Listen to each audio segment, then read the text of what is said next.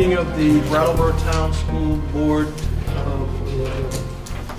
to order at 5 o'clock, 5:02. And I will take nominations for the election of board chair. I nominate Joe Stahley. Second. Third.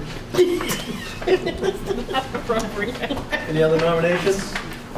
Nominations being closed. All in favor of Joe Stahley? Aye. Signify by saying aye. Aye. Any opposed? Abstentions? Turn the meeting over to Jill. So we'll go on, and I gotta put on glasses. Vice Chair, any nominations? Anybody nominating anyone for Vice Chair? Mark Trujillo. Thank Sorry, you. we were talking. A second? Second. And you're taking notes, Jim, maybe you can change that. 10 seconds from Any other nominations? Okay, I think you have to officially move to close them. Can we move to close nominations. Second? Aye. All right, and so, all in favor of Mark being vice? Aye. Any opposed, any abstentions? Moving on. Board clerk, I nominate Kim. Second. Actually, does Kim still think she can do that? Yes. All right. Any other?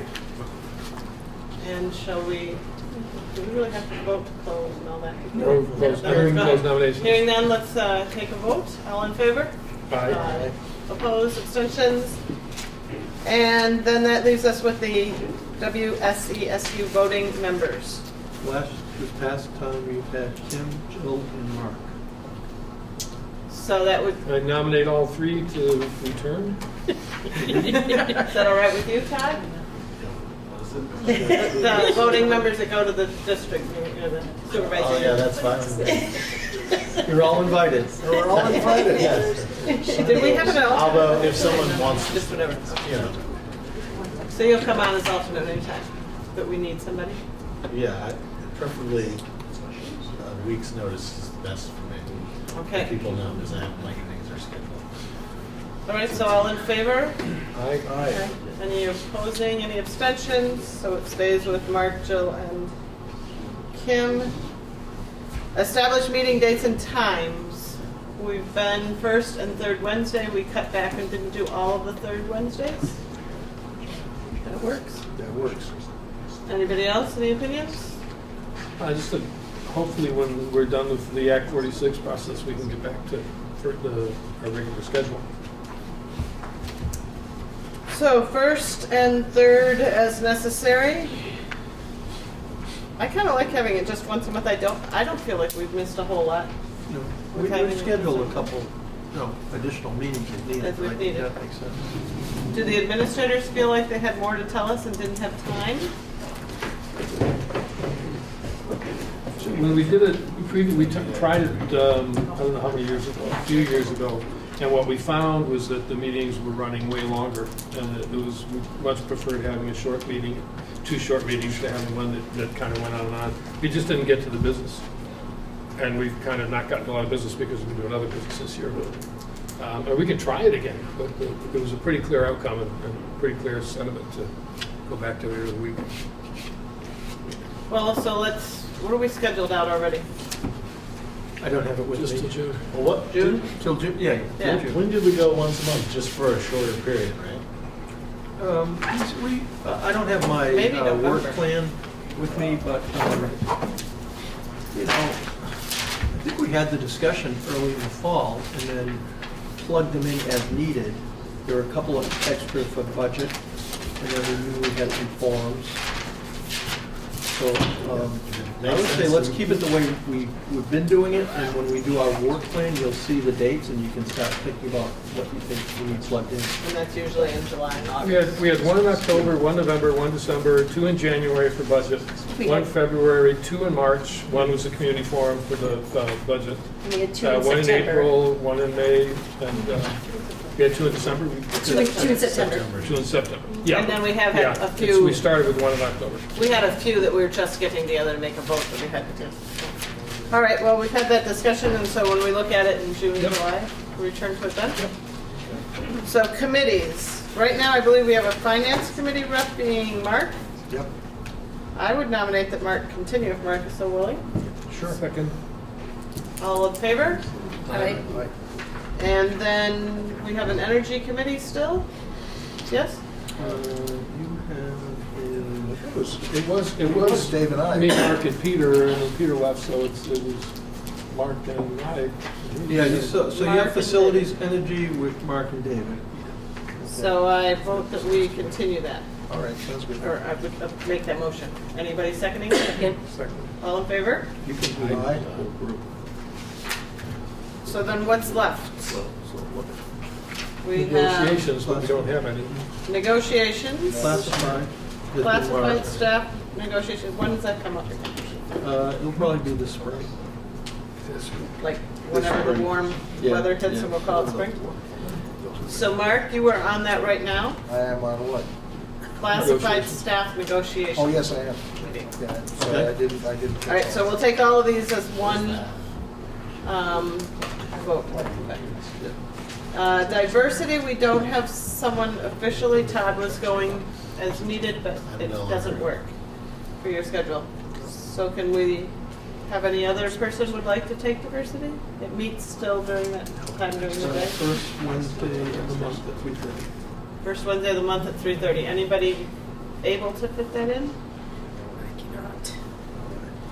So we'll leave that as needed and try to sabbatical leave, and I've never even heard of that one. Teacher negotiations is Mark. Mark, you're on for classified staff and teacher negotiation I tomorrow, is that am, all right? yes. You're willing to continue? Certainly. Mark, you're also on, you're just on the committee here. You are also on the capital grant review board.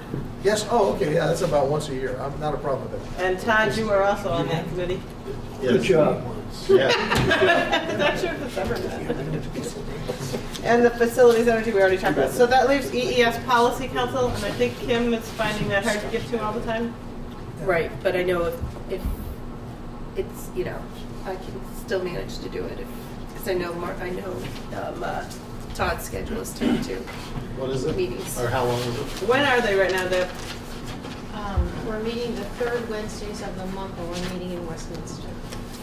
That's a no for Todd. All the families are. Dave, Mark, any interest? I'll just keep it.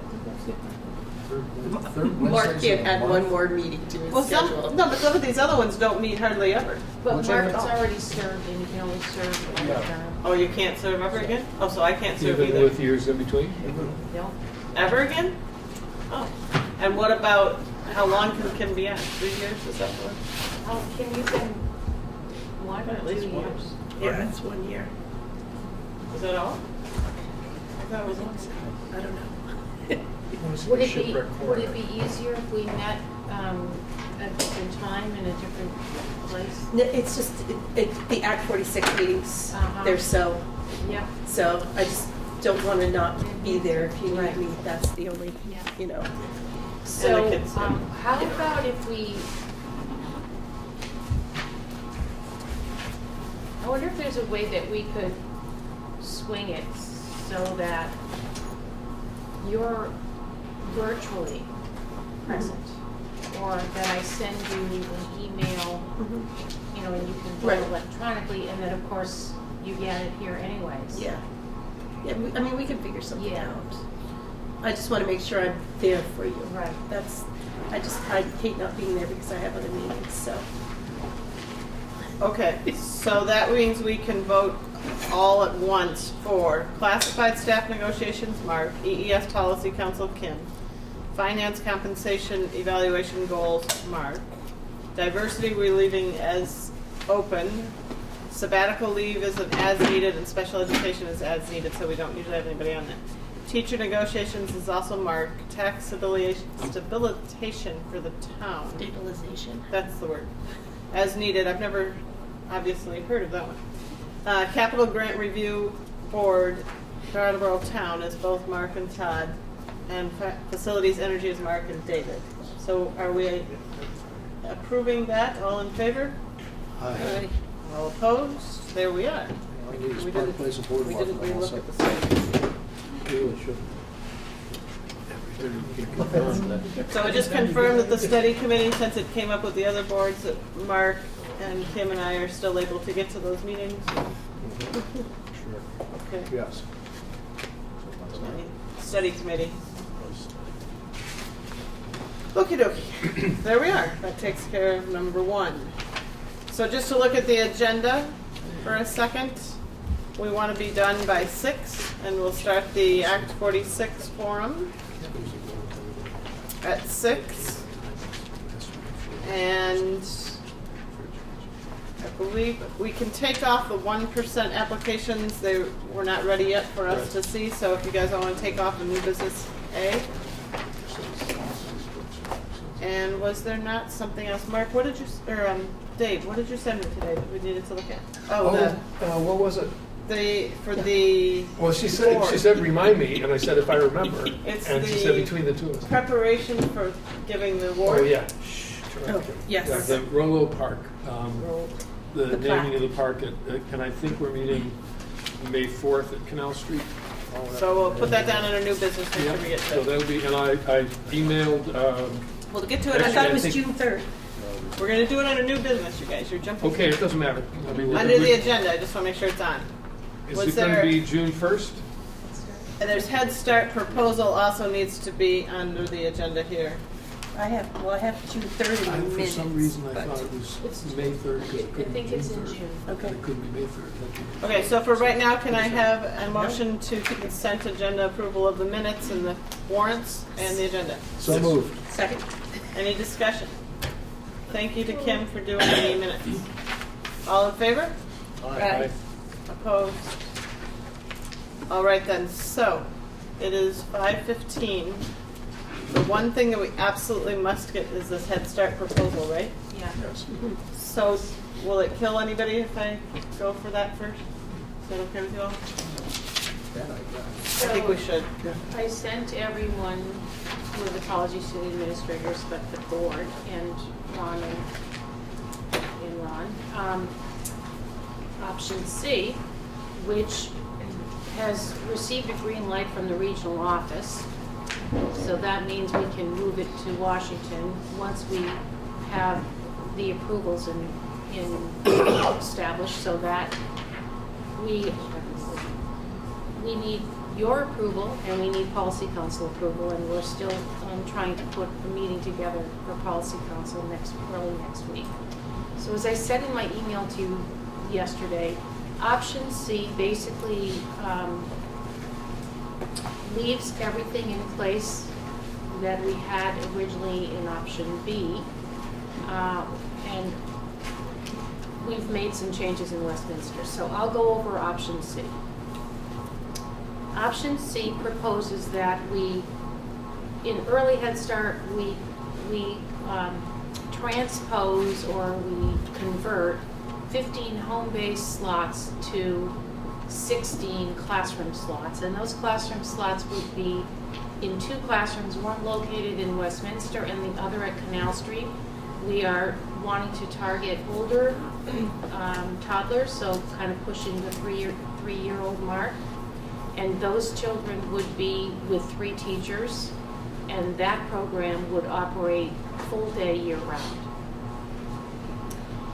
On the Head Start side of things, we are proposing to, in all Head Start classrooms, reduce our enrollment from 16 or 15 to 12. We are not proposing to close one of the classrooms in Westminster as we originally had proposed in option A and B. So we're not closing that second classroom. However, we are going to propose that they operate a Head Start day, which is a half day.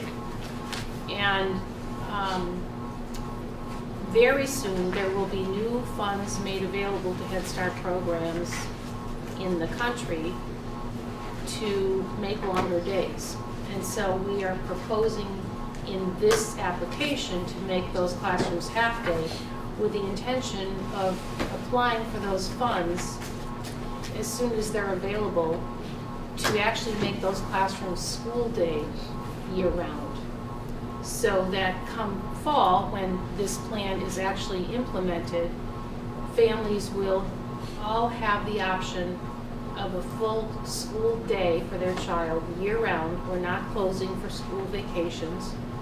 And the families in Westminster will not be required to access a state child care subsidy as they do now in the funding model. And the reason that we like this proposal is because for some reason in Westminster, it is difficult for those families to get a child care subsidy.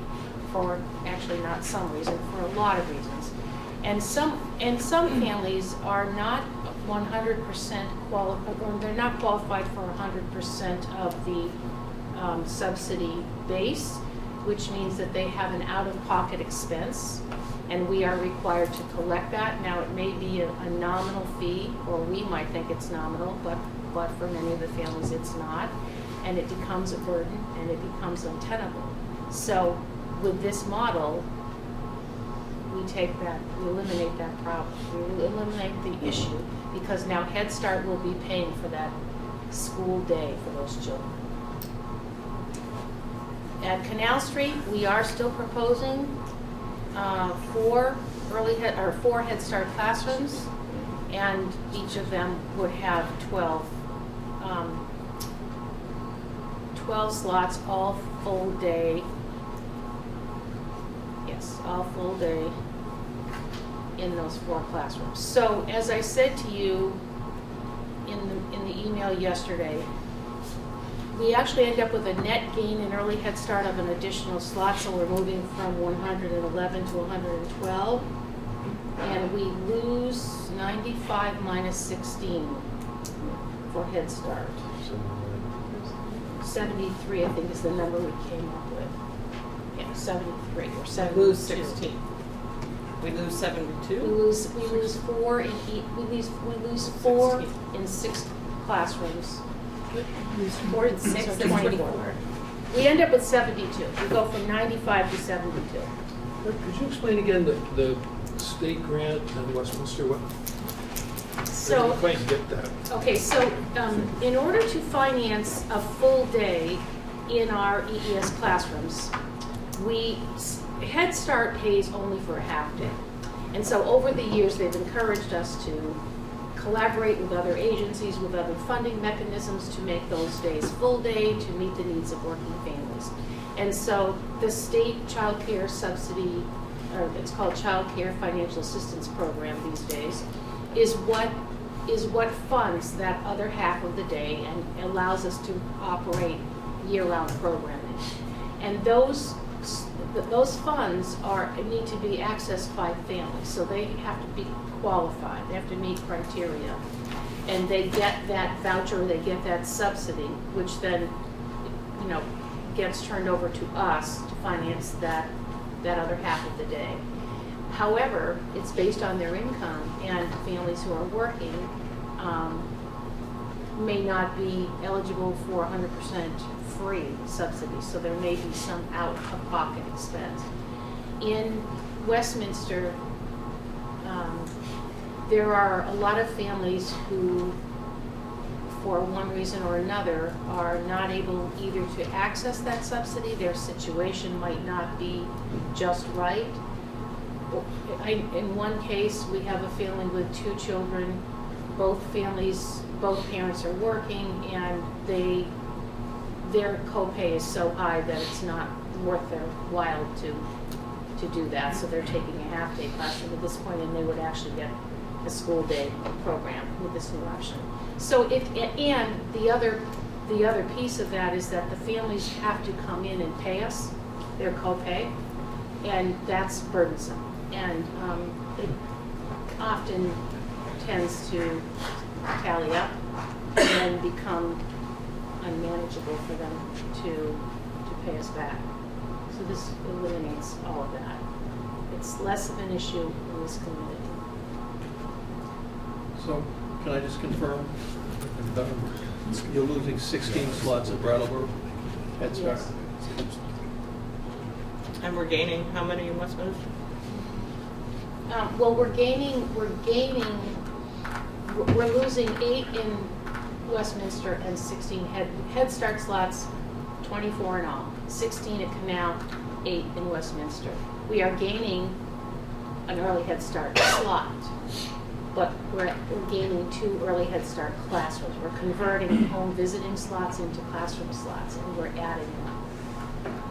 So the original concern is what happens to those families that essentially are displaced? So right now, we have 4 vacancies at Canal Street. We're not going to fill them. So that, now we're down to 12, and it's April. So we think attrition will probably take care of some of that. And when it's time to transition the 4-year-olds into kindergarten, there'll be some shifts there.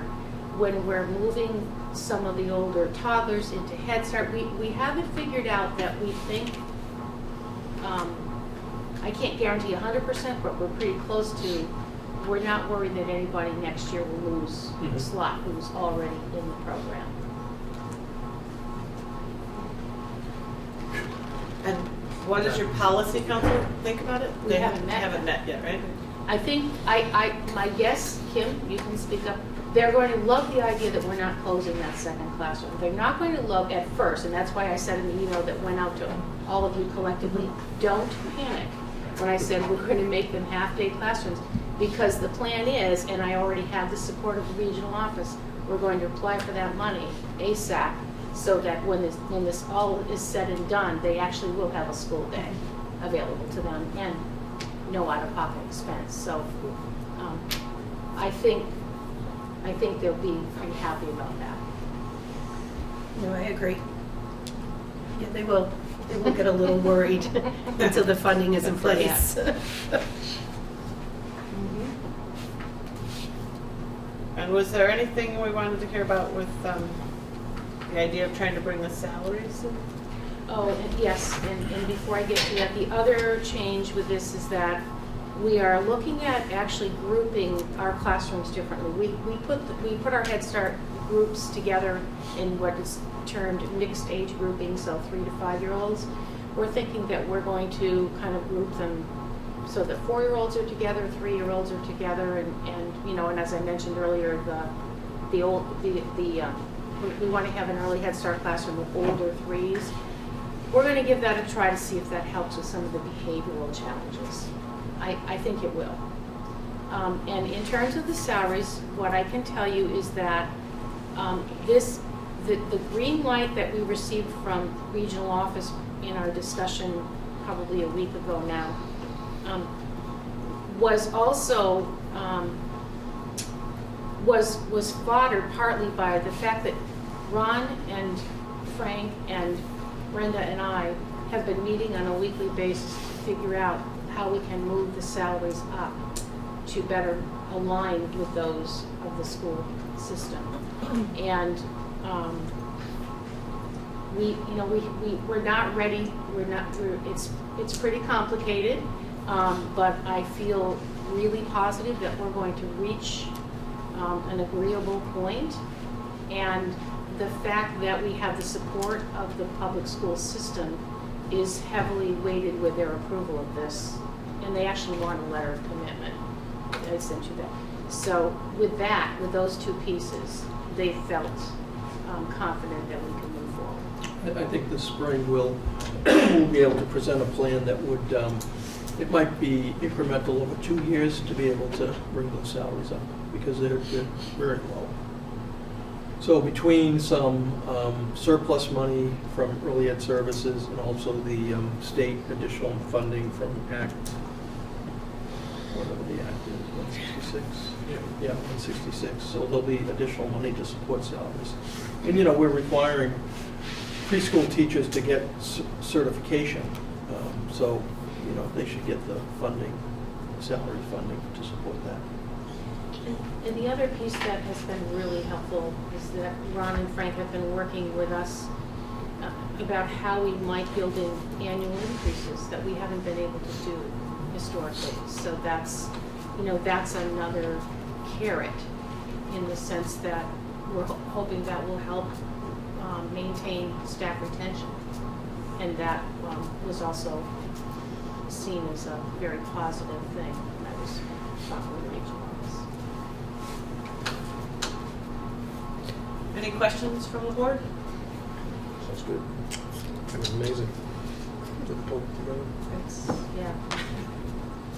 And what did you say you sent me a letter of commitment that we need to do? I haven't seen it. No, actually, they want a letter drafted by probably Ron to talk about our partnership and moving toward getting the salary levels higher.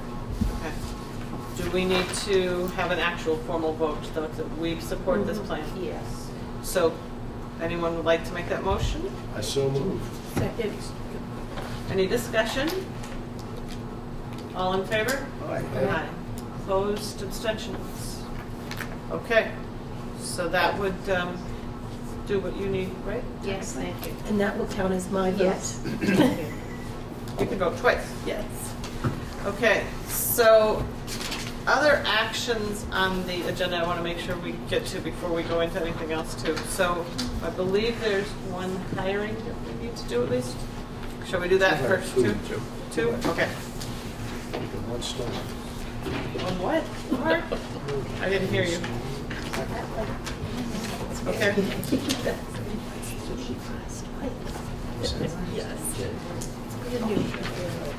Can you hear us all mumbling up there? Are we mumbling too much? Yes. See, Mark? All right, thank you. You're not sitting next to me, so give me that kick.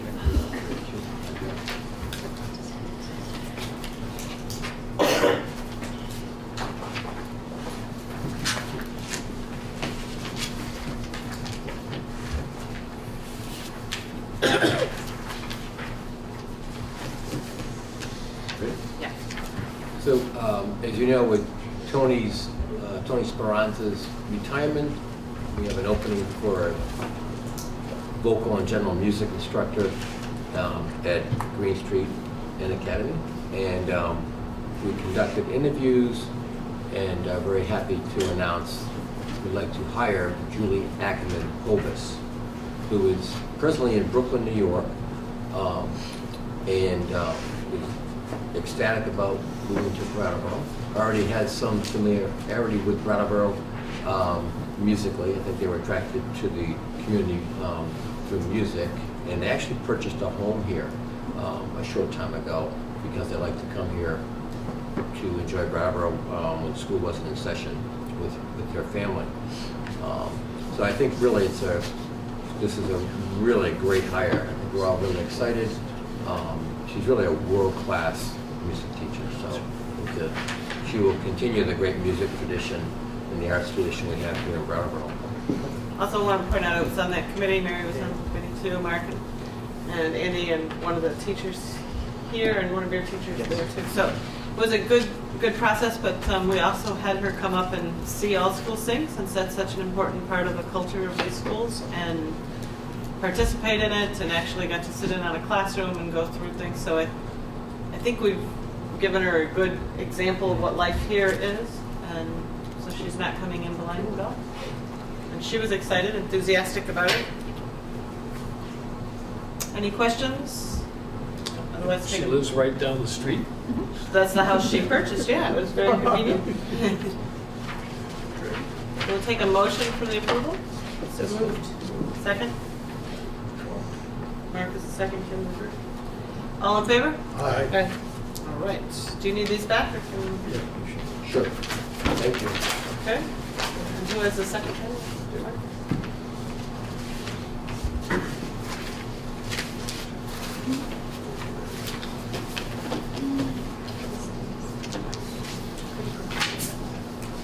You want PowerPoint here? This is a lot of material. So we have been interviewing for an opening at grade 3-4 academic support teacher position. Lynn Layton is retiring at the end of the school year. We had a great group of candidates come through. Bryn Tucker is the candidate bringing forward to the board who we would like to hire. She's a remarkable educator, great reputation in this SU.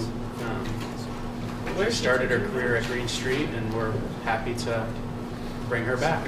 And where is she at right now? Academy at Josh here. Do they have time? Okay. And that job share is not gonna be a job share after this year anyway? Correct.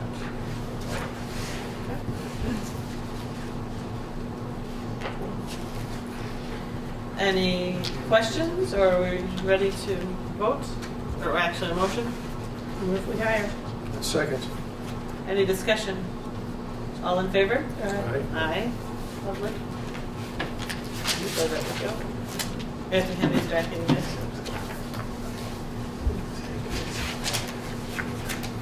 All right, any other hirings from anybody? Gary, do you have anything down there? Nope. Okay, so at this point then, let's go into regular business. Start with the normal agenda. Administrative reports. Andy, I'm looking your way, I guess. Okay, I'm gonna fire away then. Pass this down. Our report's coming around, and I won't go through the whole thing, but I know we're short on time. So I want to point out a couple things. One, tomorrow night at 5:30 in this very room, there'll be a band concert. So With my dog. just drop my name at the door, you can go right in. It starts at 5:30, and that's in conjunction with Arts Night. So tomorrow night, we'll have an art gallery here at the school. Will be open to parents and community members, and that'll be from 5:30 to 7. And while we're speaking of arts and entertainment, we want to invite you to the production Andy, our musical, our first ever musical. It'll be in this room on the 14th and 15th at 5 o'clock. Shows at 5, Thursday and Friday for parents and community members and board members as well. So lots of things going on here. Also in the report, just wanted to point out a couple of things. Our homeless number for Academy has jumped. We now have 9 families at Academy.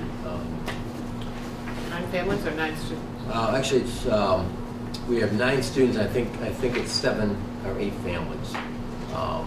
9 students, and those are that we know about. But interesting that I read recently that the fastest growing demographic student group in the United States is homeless. Over 1.2 million homeless children registered in schools, public schools across the United States right now. Fastest growing demographic. It's really alarming. And in Brattleboro, we certainly have experienced that as well. Did they give a reason in this research? No, it's not research. It's just the fact, just a demographic fact. That's staggering to think. There's more homeless kids. There's well over 2.5 times the number of citizens in Vermont. So it's really mind-boggling. And along with that,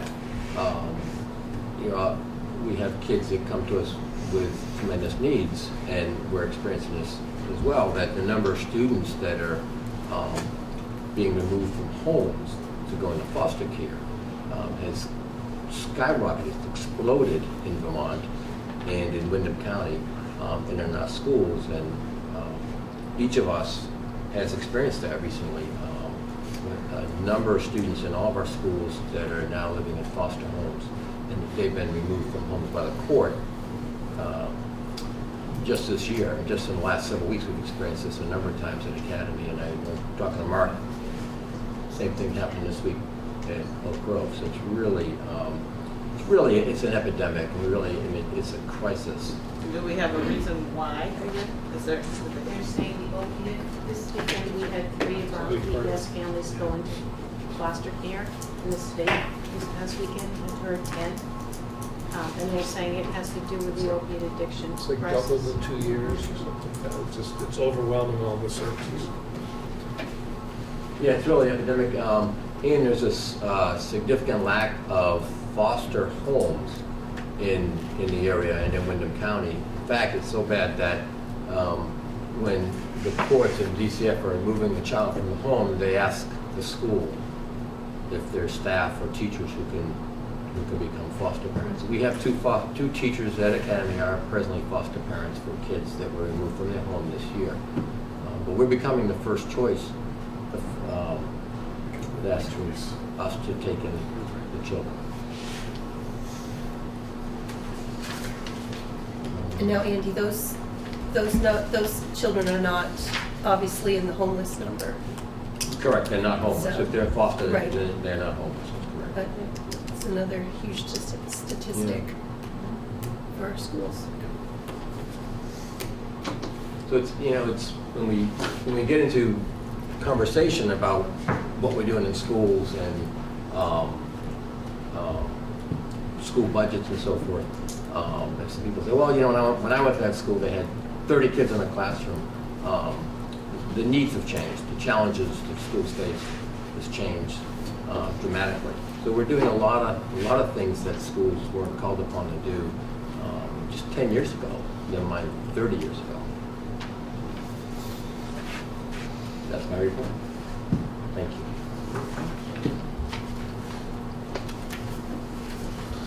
So mine's coming around. Just to piggyback off of what Andy was just talking about, we also have 9 students, homeless students, and in the past 2 weeks we've had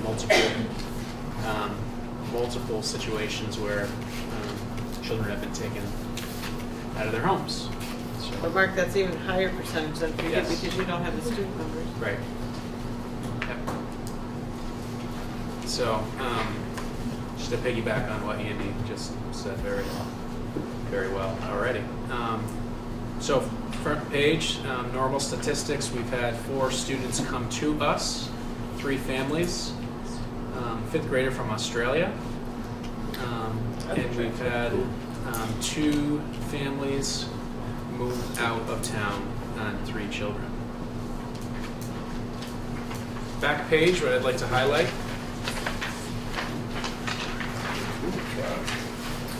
This past week, we had an artist in residence, the Mmbrs dance company out of New York. They were with us for 3 full days, taught dance classes to all of our students.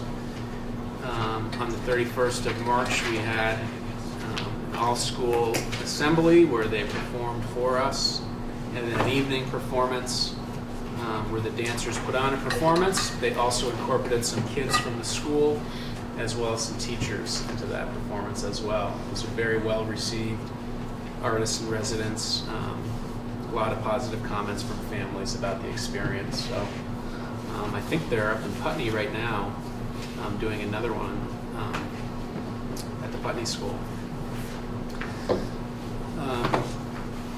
Another one I'd like to highlight under parent and community events. On March 24th, we tried a new tradition this year. The Student Senate put together a community member day. So where the Student Senate organized this, where they asked every classroom in the school to invite a community member to come in to their class. So on the morning of a school sing, on the 24th of March, we had a number of community members coming into our school, visiting with classes, doing a sharing of what they do in the community. And then we all went to school sing together, where Tony put on a terrific show, incorporating all the members of the community within the school sing. It was very unbelievable what he was able to do in that school sing. And then following school sing, again, students were able to interview these community members. And I think it went really well. It's a tradition that we will continue next year.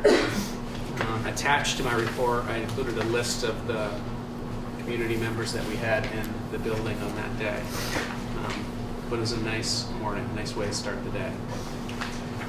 Tonight, right now, we are hosting a science night.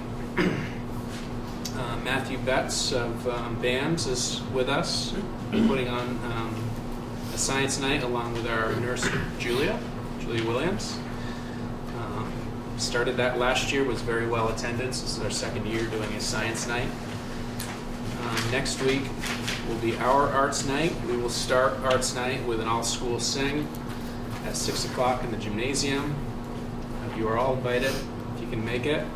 And then followed by a tour of the building and checking out the walking tour of the arts, featuring Kathy Kress-Allen work with all of our students. Another evening that is upcoming, and I'll report out later in April or May, is we're going to have a technology night.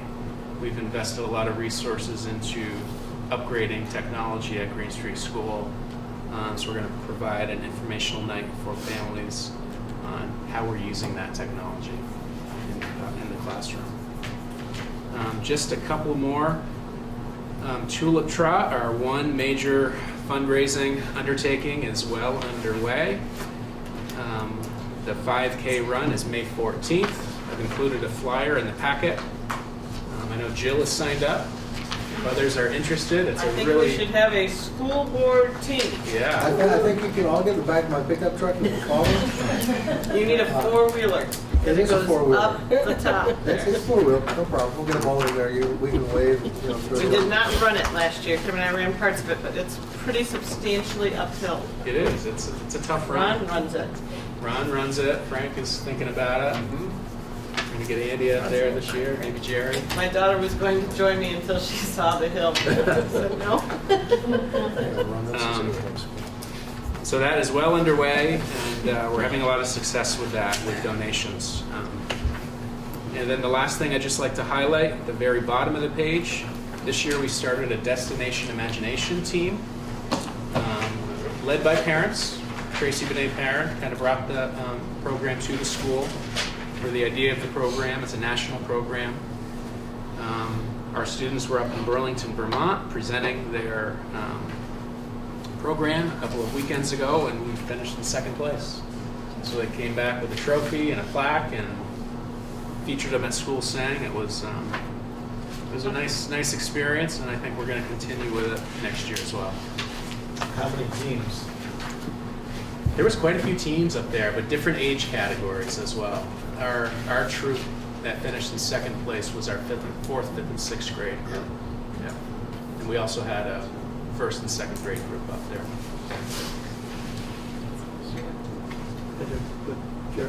Let's do Jeri. Yep. So this coming around, we do have 2 openings that we're interviewing for in the next couple of weeks that I invite board participation. We have a second grade opening, so I'm hoping that next Thursday we haven't contacted, but tentatively we're setting up interviews for next Thursday. So if you're available, let me know. I'd welcome your input. And then our behavior specialist, our current behavior specialist is really, he's in an interim position. He's applying for the position for next year, but then we're also going to be interviewing a few other possible candidates. It's a hard position to fill, to get the right kind of person that is certified at DCBA, as well as really kind of understands students in a school setting. It's very challenging. We have our spring dance on Fridays. It starts at 6 o'clock. So I welcome and invite any of you to come and boogie with us in the evening with kids and families, and it's just kind of a nice family PTO event. So some of our spring after-school offerings. Tutoring has started up again. Our computer club, we have 10 students every Monday. It's a very popular option. We also have a teacher who's an expert juggler, and he did a lot with circus arts. And so he has started a juggling club. It was just at lunchtime and then at All School Sings, and now he started his after-school juggling club and on Fridays, and he has like 14 kids, and just for the older kids right now, but they're all into it. Girls on the Run, of course, there's about 14 there as well. We already had our arts night. That was back March 23rd, and we had 102 people that at least signed in. So it was a busy night with the band and an all-school sing presentation We had an all-school chorus, all the kids were up on stage, and then being able to travel around the building. So lots of things going on. We also have one more thing I'll mention is that next Tuesday is the Makeup Kindergarten registration that's being held at Oak Grove. So I think that's it. Deb, do you have anything else? Just a few things. An invitation will be coming to all of you to participate in our annual self-assessment World Cafe event that is happening on April 27th from 1 to 3 at the Eagles Club. And we will be providing coffee and desserts, and that we are working on developing 4 targeted questions that will really help the EES staff determine what our strengths and weaknesses are. We too are looking at, we have one behavior specialist position that is filled, and we are finding the need for another part-time behavior specialist position, and we have some funds available to make that happen. And so we are working with one individual candidate who's very strong to be placed specifically in Westminster. So we have one based in Brattleboro and one based in Westminster.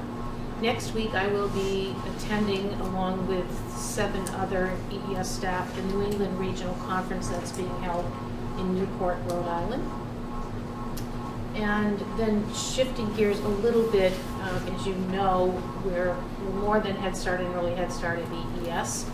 We are also a parent-child center, one of the 15 parent-child centers in the state of Vermont.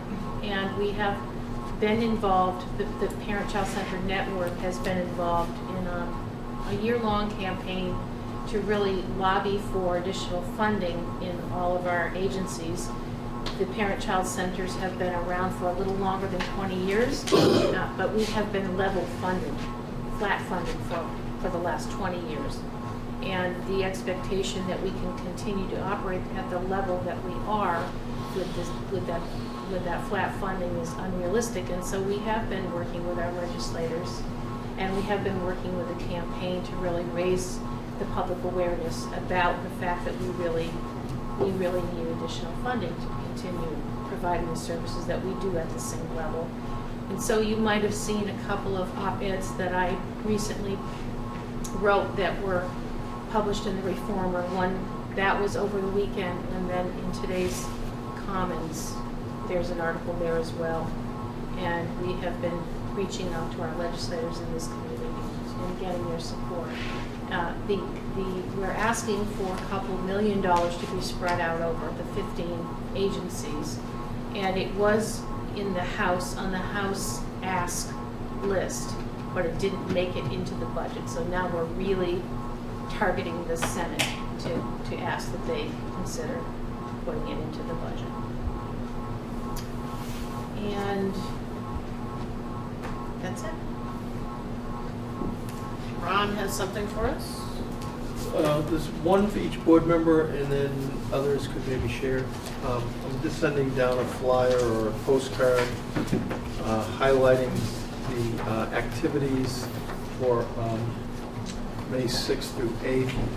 Specific to our district, that's our diversity, celebrating diversity program. And on the back, you see all these things featured, but I just want to point out that the Celebrating Diversity for the WSESU will be at the Brattleboro Museum. And we will have a flyer that goes out pretty soon, but it'll involve the Oak Grove Intergenerational Chorus. We have some youth groups, Nomad versus Settlers. I think that's a group that's some of the Academy and Main Street students, maybe Oak Grove students are part of. BAMS will have some after-school people that are performing. We have this group called Rat Rock that will do some open mic work, which will be kind of cool. We're hoping that our very own Todd Roach might be available that night, so I'm just going to check that out. I'm going to talk to him a little bit later. They talked to the Snaz about playing? I think the Snaz is probably already booked They've moved on. in New York City or places like that. You know. Different world. But as we get more information out, hopefully you can come by the museum. It's usually a really nice time. Is this the first It's the first calendar. weekend First of weekend. May. Yeah. Will it be warm? Yes, it will be. Guarantee that? Because we're going to have outside activities in front of the museum, so it will be warm. on Sunday. Thank you. All right, so I don't know that there's any committee reports. Finance meet? No, right? No, they did, but I didn't. Okay. Anything from finance committee that you think we should know? Mark said he wasn't there? From the SU finance? Yes. Good meeting. Good meeting, yeah. Thanks, appreciate you guys. Approved, That's good. yep, approved warrants and payrolls, went over a year-to-date report. Everything's good. Good. Next meeting is April.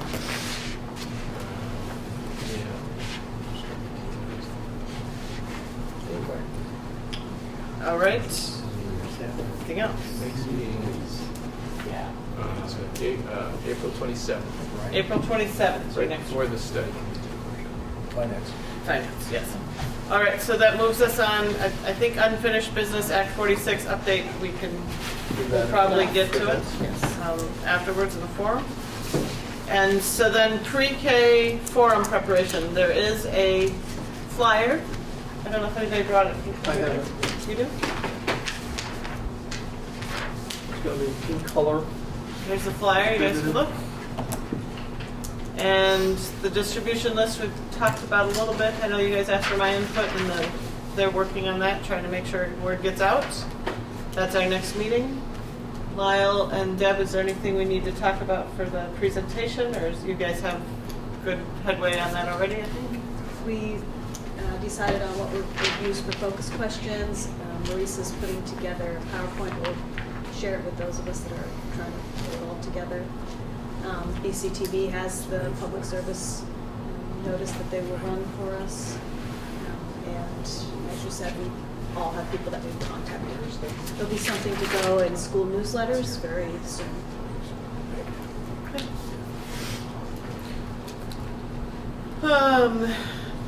Rollo Park.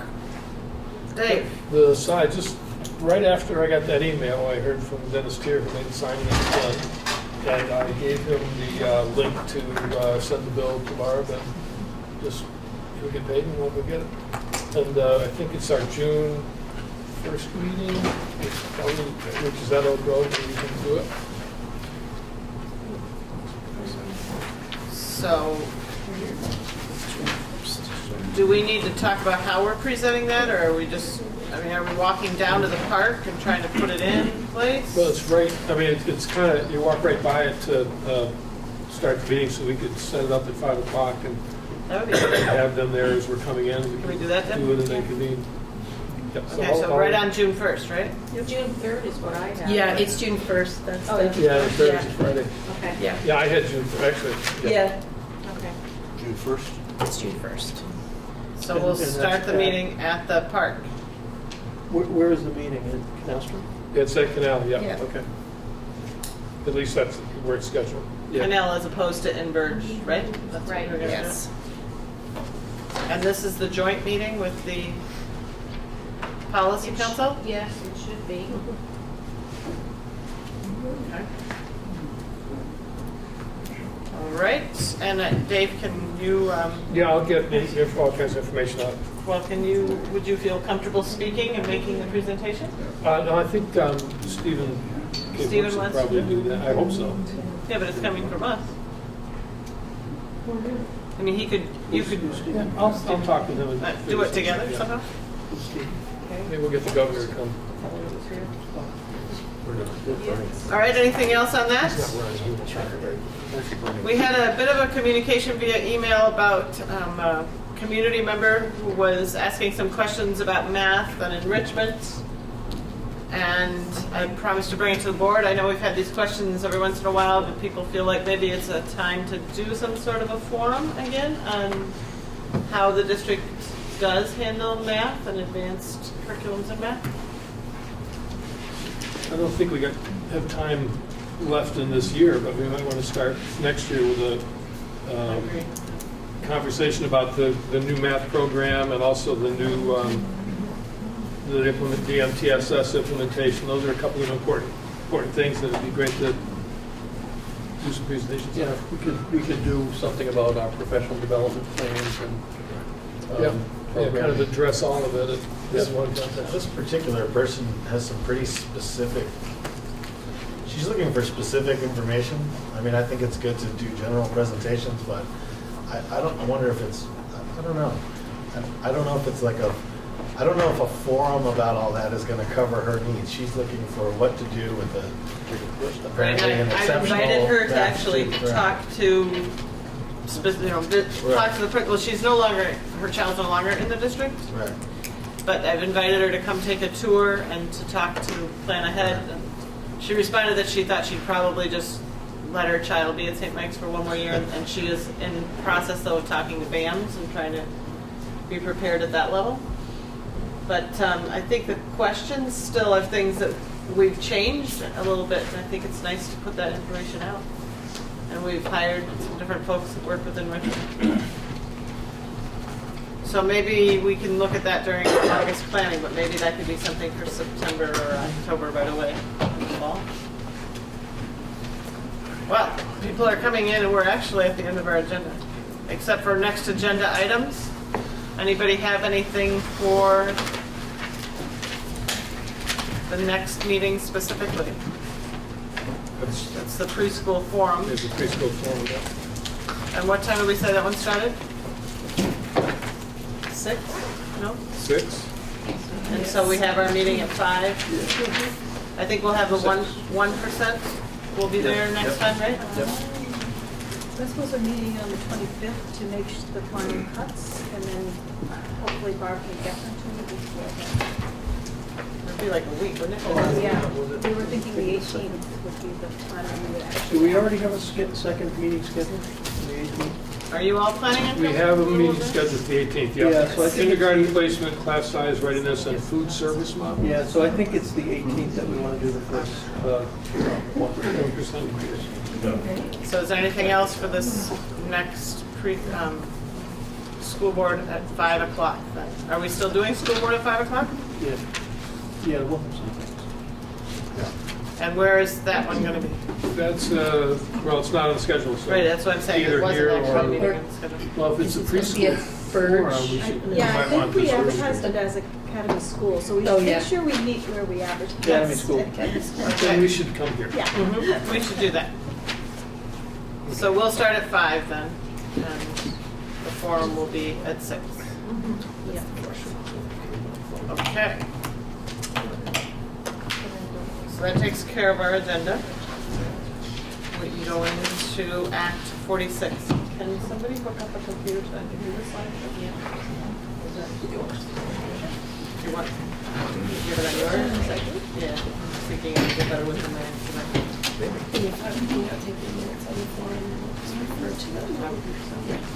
I don't think we adjourned this meeting, right, because we're still in the meeting with them. So we're still in a meeting while we're giving updates. Yeah. So I'm gonna do a PowerPoint, so you might wanna.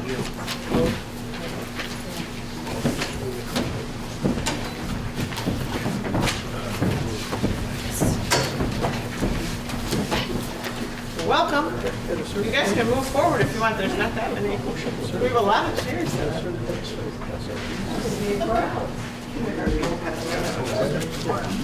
And then I have these if anybody wanted those.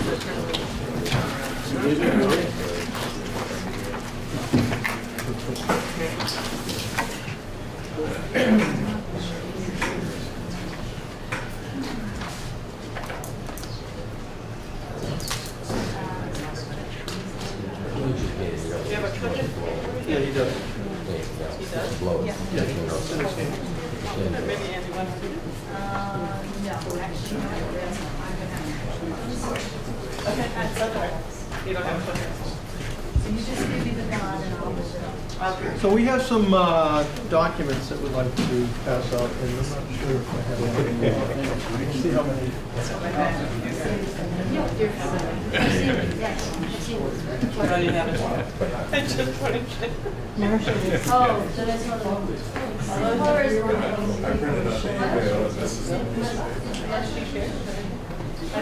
I saw it on Tuesday. Oh, but I added it to the second. Oh, but it says Penny has those. Well, the board members got this first email. It's the one from last night right now. And it's the same. It's the same as last time. I'm like, Friday. I'll take one just like that. Friday. I'll have one just like that. Okay, so welcome to the Act 46 Study Committee report for where we're at the moment. Yep. Well, so we thought we'd start with kind of a review of why we're even doing this. I won't bore you with my stew analogy that I gave you last time, in case anyone's hungry, but it is mandated by the current law. And if we don't merge, the state of Vermont will decide how to merge us by 2019. So the study committee was formed because we felt it was appropriate to follow the law and to take some actions and study and see what would make sense for our supervisory union instead of just having the state decide for us. And This, I hate to stop you the first thing, but the law actually says that we can do a self-study, and if we can demonstrate that we've reached adequate equity and efficiency and have reduced ourselves to the lowest number of school boards practicable, they won't merge us. But if we don't do anything and we retain the high level of inequities, then they can force us to merge. And we talk about that a little bit further. So yeah, the correction is if we don't merge, if we don't do some sort of action. And the interpretation of the study committee, I'll get into a little bit further. So This is district-wide. the supervisory union-wide. You know, that's the funniest part about this is that a lot of us say that. District, supervisory union, we were talking about that last night, that we, in a lot of ways with the supervisory union, already function as a district. So one of the things that caused this law was the student enrollment trends. We look at our enrollment specifically here in BUHS, senior high, BAMS, the Career Center, Brattleboro Town, the elementary schools, Dummerston, and just in case you might not know, as not all of us were so aware when we first started this, the outlying towns. So Dummerston runs K to 8, Guilford runs K to 6, Putney actually has preschool and runs all the way through 8th, and Vernon runs K to 6 with choice for 7th through 12th. So the enrollments of all of us together, where did Frank go? Where's Frank? Frank put He's on the hall. Oh, he's out in the hall.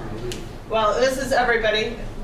Frank put this slide for me. This enrollment is everybody in all of those schools, including the Career Center. That's right. In 2002 was 3,080. 2015 is 2,390. So that's a decrease of 22% or 690 students. So that the state views as significant and a reason for us to be looking at how are we structured right now and how might we change the structure that might be more efficient. It's a lot of data on one slide, but the school enrollment trends, if you look at BUHS and then their elementary and then the totals, you can see how they're dropping and how we're going down. I guess there's 1 year we stayed the same and 1 year we went up by 0.1% from 2002 to 2015. In our total then, we're dropping by 22% from 2002 to 2015. And I believe we used 2002 because that's when the Agency of Education started maintaining these numbers in a place that we could easily find. We look at everybody now. And this is a lot of data. We're going to put this on the website so that you can have it and look back at it anytime. But if you look at the data, we have different lines. The blue line is the Dummerston Town School District. They're down 17% in that amount of time. You can see they went up a little bit, then they came back down. They've gone up slightly, and that's basically like one student, I think, at this level of grad. Guilford Town is down 48%, although 7th and 8th graders went to BAM, so their number is a little skewed by that. but in that same time period, and they're the yellow line. Putney has dropped 36%. I did talk to the Putney chair and asked her why, and she said she thought that had to do with Westminster used to tuition students to them, and they no longer do. They do, but fewer. There was some change in Westminster, basically. Their numbers are gone. So they're down 36%, and they're the orange line. Then Vernon Town School District is down 30%, and they are the grayish line. And we're on a different chart because we have more kids, so it's hard to see if we put them all on the same chart. But this is our numbers up and down. 2008 was, not sure what happened 5 years before that, but 2008 was a big year. It doesn't match to 9/11 now.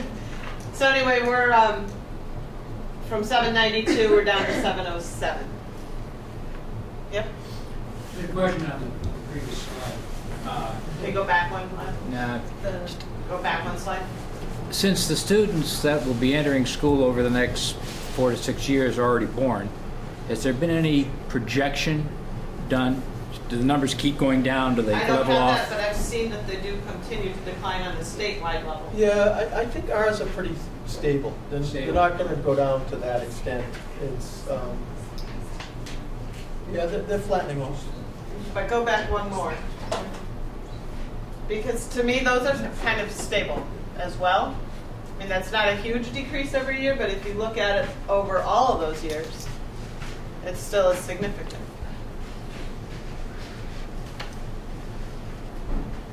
And this is the high school.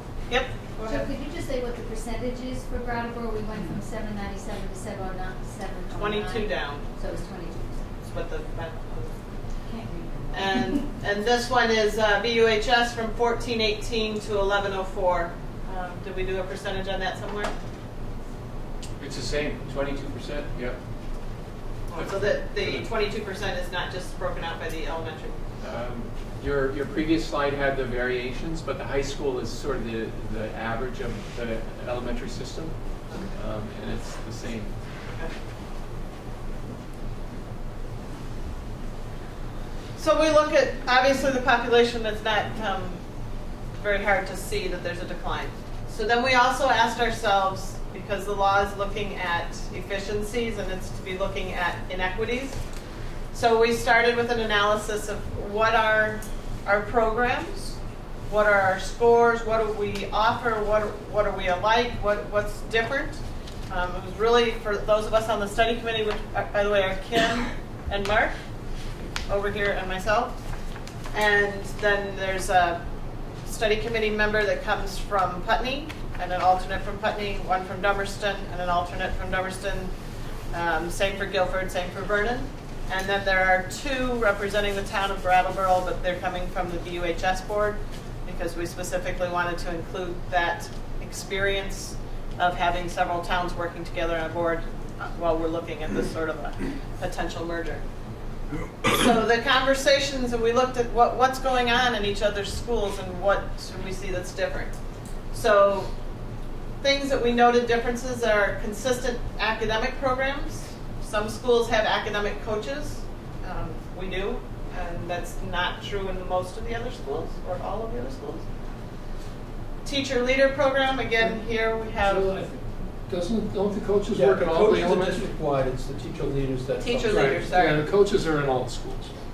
And they're hired by they were first originally hired by us, and then we expanded that program, right? No, they were a grant, and then we all paid for them. All right, so teacher leaders that are the ones that are in specifically in our schools and not in anybody else's schools, I think. Not consistently throughout the districts.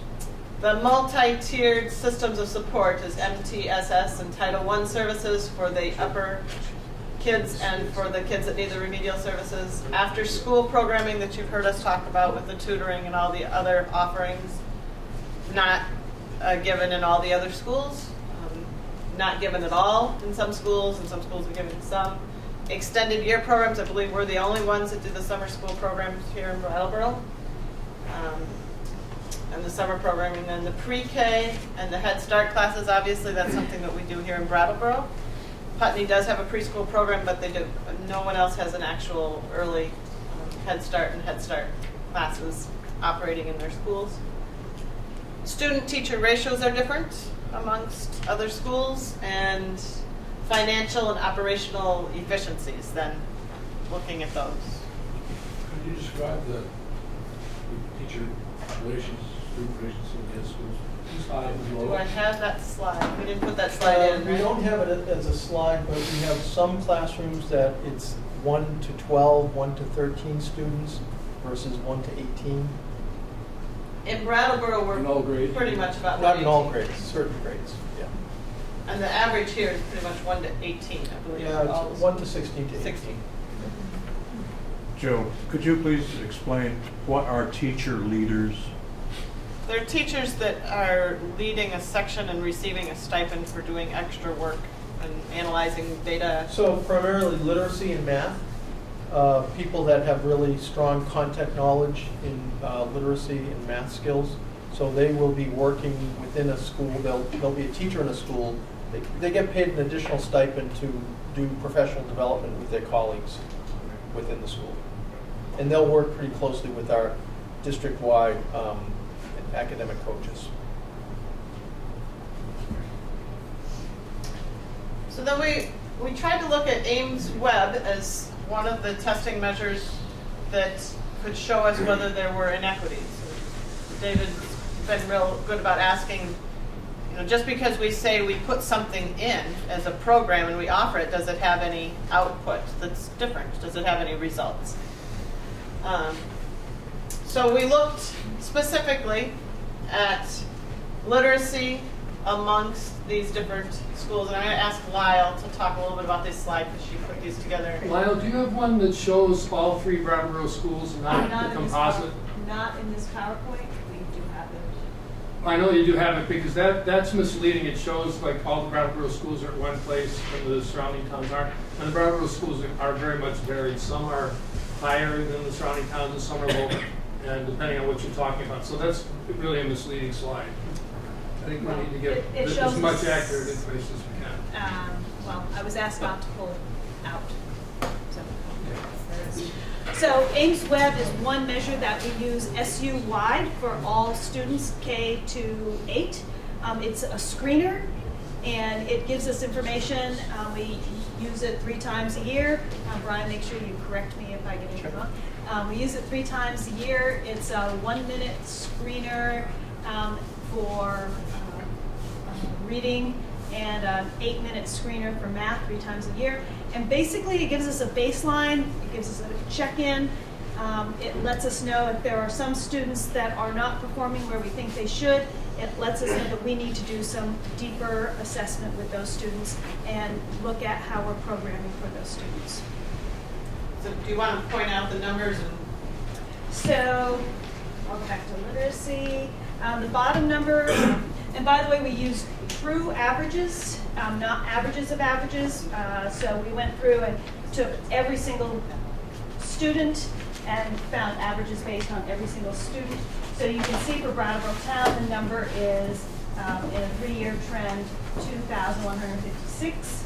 65% when we combine the schools, as David pointed out, they're different for each school, but when we combine those schools, 65% are proficient. Anything in green is proficient. 21% are nearly proficient, and 14% are what we call red, which means we really need to look carefully at the programming that they're receiving. And Lyle, can I just show these? Sure. I'm not sure people can, how well you can see it, but if you look at the green line where the green changes to yellow, and here I ran out of coloring, so. But what it shows is that in terms of performance, there's not really a pattern between the larger schools in Brattleboro with the extra resources and extra programs and the performance of the kids. Over on this side are Dummerston and Putney that are pretty high, and there are even better slides when you look at the what happens over the course of the year in terms of student improvement that illustrate even better that there's really not a relationship between the input of these programs and the outcomes for students, and that's one of the problems with trying to figure out what to do about this law. So the three on the left are Brattleboro schools? Yeah, I'm not surprised. Yeah. The three on the left are Brattleboro? I'm sorry? The three lines on the These left? three on your left are Brattleboro.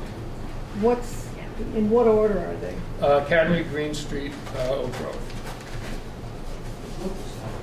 So I guess if they want to dispute, we should allow for that. Ron, if you, Yeah. Go ahead. Andy, whoever. Well, first of all, I'm not sure people know what they're looking at. So we can talk a lot about what this means, but first things I just want to looking at. So the Ames Web is a screener. So it's akin to when you go to the doctor because you're ill, and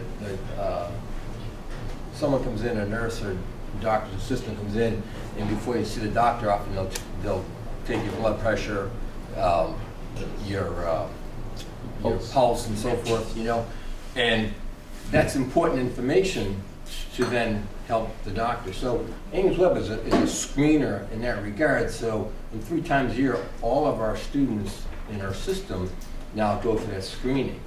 And so that's just a small piece of data, which doesn't tell us a lot about most kids.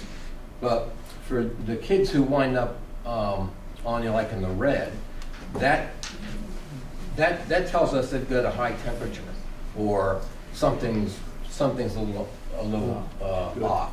So that says, and same thing with the kids in yellow, but not quite as much. And that says, okay, we have to look at this student and let's figure out what's going on, because there's there's a signal here that says they may not be learning at the rate of their peers. So that would then prompt us to do something we call progress monitoring. So then that like in the first slide here at Academy, that 10%. So those kids then, and a lot of those yellow kids their progress would be monitored in a system we call progress monitoring. So we would then run assessments on those kids about every 2 weeks. And if need be, we might do other more in-depth assessments that will diagnose the problem. So it's like, okay, this child's not progressing at the rate we think they should. Let's find out what the problem is. Let's diagnose the problem, because we've got an indicator from a screener. Let's dig deeper and find out. So we might do some other assessments that will go much more in depth. And then after an assessment or 2, maybe more, depending on the complexity of this individual, then now it's prescription. So how do we make this child grow, accelerate their rate of learning, because they're falling behind. So now it comes the really challenging part is, well, what do we do different? Because what we're doing right now is not working. They're not at a place we want them to be. So then we come in with a variety of other things, extra support in the classroom, after school, tutoring perhaps, and so forth. So that's the value of these assessments. So, and this is Literacy Spring, the 5-year average. So we do 3 of these. They're called benchmark assessment, 3-year, fall, winter, spring. So this is saying where over a 5-year period in time, those are the averages for a lot of kids. So if you look at the first slide, Brattleboro Town School District, over 5 years, so about 2/3 of the kids in reading wound up green. That's good. But you can see about 1/3 did not. Interestingly enough, that 64% is sort of a national average as well, so we're close to that. And then you can see there's slight variances from one school district to the other, where Vernon, Putney, Guilford, and Dummerston and so forth. So you can see how there's a variance there. So the slide that really, so what's important here is really the kind of growth that we make, because we know, we'll start with kindergarten, for example, we know statewide only about 50% of our kids who come to us in the state of Vermont are ready to learn at kindergarten. About half of them are starting below where they should be right now, okay? So how do you catch up kindergartners? Because every year that you don't catch them up, they'll fall further behind, the more difficult it is to catch them up. So, and let's see, the slide, you don't have the growth slide, Lyle? What's really important is getting good at catching kids up. That's the challenge for schools right now. One of the greatest challenges, how do we catch up kids who've fallen behind? Yeah, this slide. So this slide shows the growth, the average growth from yellow and red to green. This of all the slides you're going to see, I think this is the only one you should pay attention to, in my opinion. This is what's important. This is what we're about. This is what we're supposed to be doing. We're supposed to be taking those kids, and when you have the majority of our students live in poverty in our school system, they need many of them need extra support. So that's what we do right now. We have to catch those kids up. We have to find a way to accelerate their rate of learning, to catch them up so they will be on grade level, and they can read on grade level or do math on grade level. So I think this is an important slide because the Brattleboro town schools have the highest rate of poverty in the district as compared to Dummerston and Vernon that has the lowest. And we do have those numbers in a slide. Yeah, that's going to come up. But I think it's important, the idea of the question about programming, does it make a difference? Programming makes a huge difference because add the poverty indicators to this, it makes it even more challenging to get that type of growth rate. So between the interventions that are happening, the academic coaches, the school-based coaches, the multi-tiered system support that's in place, that has a huge impact. And what this is showing me is that there are really inequities throughout the supervisory union. And this is nothing that's a surprise to any of you as town reps, because we've talked about this and talked about why the programs and what we've asked for support in the budget, these are the types of programs we've given you those figures and those numbers and talked about the poverty, but yet the programs. And we've also seen a couple of years ago, Andy was Vermont Principal of the Year, and we've had people from our academy and I believe from Oak Grove also have been asked and go to speak even in national conventions about what's going on here. And we were cited with two of our schools, Oak Grove and Academy, were cited in the PICA study that went on earlier this year that was commissioned by the state legislators to look at what's going on that's working well. And this is why. And when you see the numbers of poverty numbers, you'll see that it's pretty starkly different in our town to other places. This slide with math, and you can see that the growth in different schools. Now, Brattleboro has the highest percentage of students living in poverty than any of the other districts. And we average about 65%. I think Academy's at 61%, Green Street is 69%. 69. And Oak Grove, I think, is 55%, Jeri? 57. 57%. So that averages out to about 65%. That's pretty high. State average is 43%, which is shocking in a way. You think 43% of our kids are living in poverty in Vermont. That's pretty disturbing. We have at Academy the most kids because we're the largest school. We have about 220 kids right now in our school who are living in poverty. We have the highest gain, and the reason is because of programming, and it's about our teachers. We have great teachers in our system, which, by the way, is a world-class system. But it's the programming. And the reason those other schools are a little lower is because they're not using all the programming we are. They're not doing all the things that we're doing. And it's not rocket science. We didn't invent these things, by the way. We started doing most of the things we're talking about here at Academy, and we've gotten the best results over time. But we didn't invent them or create them. We begged, borrowed, and stole them because there's a whole science to what we're doing. There's a science to accelerating learning.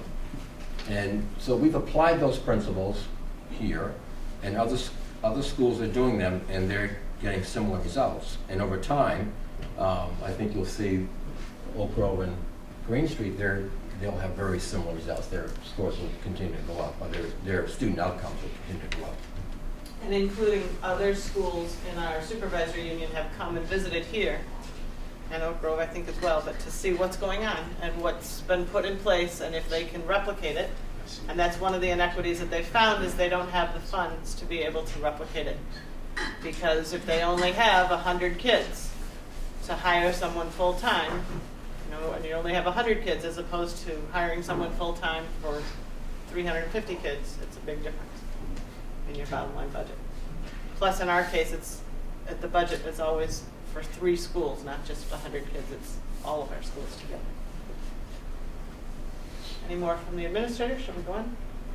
This breaks out the poverty levels, and we were, when this was put together, working on last year's poverty numbers, so it sounds like they're a little different from what principals reported out today, but we are just getting new numbers. And those are numbers we track all the time. Tonight, right before you guys came in, we just heard that the homeless number for Academy alone is 9 kids in homelessness here in Academy, but shockingly more is what Mark has to say from a smaller school as Green Street also is 9. Yeah, third less students than Academy. We also have 9 students live homeless right now. Well, one other point about the relationship of poverty and outcomes that you may have heard of is the state for several years, like over 10 years, has really struggled with that correlation, the high correlation between students in poverty and low proficiency in math and in literacy. And it's as Andy has said, there is a known way to break that connection where our students in poverty are not gaining the proficiency by the 9th grade to take algebra. That's a serious problem in the state of Vermont, and the Brattleboro system has addressed that.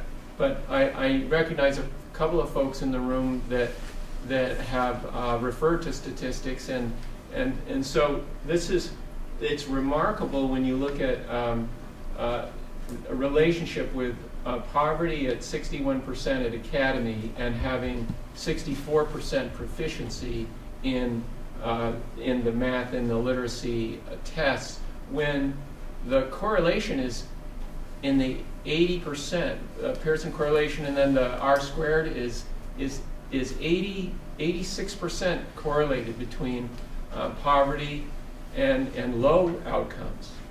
So when you see a low poverty indicator like in Dummerston at 32%, you would expect that kind of proficiency, especially when they have the resources to invest in the programming that we're talking about. But when you see similar levels of poverty, like in Guilford at 51%, which is substantially lower than Academy, and yet the proficiency is at 49%. See, that's more of a state average. So when you ratchet up poverty as a condition that you don't control and you have to address in your school, and you get those kinds of results, it's remarkable. It's not easy to understand if you're not in the building, but Andy and our principals obviously do understand that very well. So the interventions that are working the point is they're not readily available in Guilford, and it has a lot to do with the funding formula and the inability to invest in additional programs that make those differences. The fun thing for me, whenever I watch this, is that Frank's the one who always speaks up. And Frank is and says this and points this out, and he is truly passionate about it. And I think it's funny to me because he's only been here for 2 years, right? This is the 2nd year. The rest of us have kind of become like, oh, this is expected. You have poverty, but look at these great results. I don't look at this anymore and say, oh, this is an astonishing result. I look at it and keep saying, how do we get better? But Frank comes from outside of our system, and he recognizes it and keeps drawing it back and saying, he's shocked, and I've heard him say that now probably 4 or 5 times, and every time it's like, oh yeah, it is something that we're kind of taking for granted here. That's a good thing. Jill? Please. One point. Could you go ahead. Could you explain, just looking at this number technically, BOHS poverty level is really low.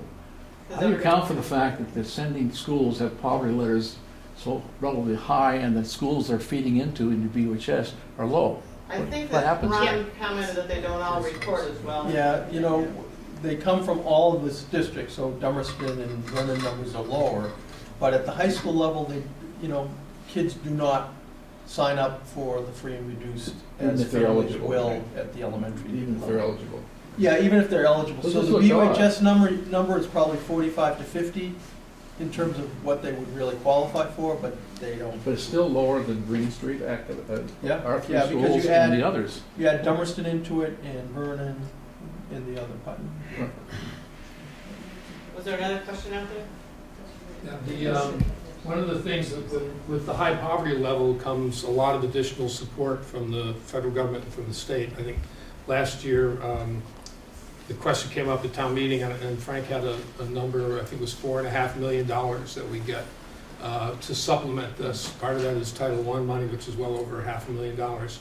And those are the things that pay for a lot of these programs that lead to those results. And the surrounding towns, because they don't qualify, Putney's close, I'm not sure if they have it Putney right and now. Guilford are both Title I schools. They're both Title I's now? The ones that don't are Vernon and Right. Right.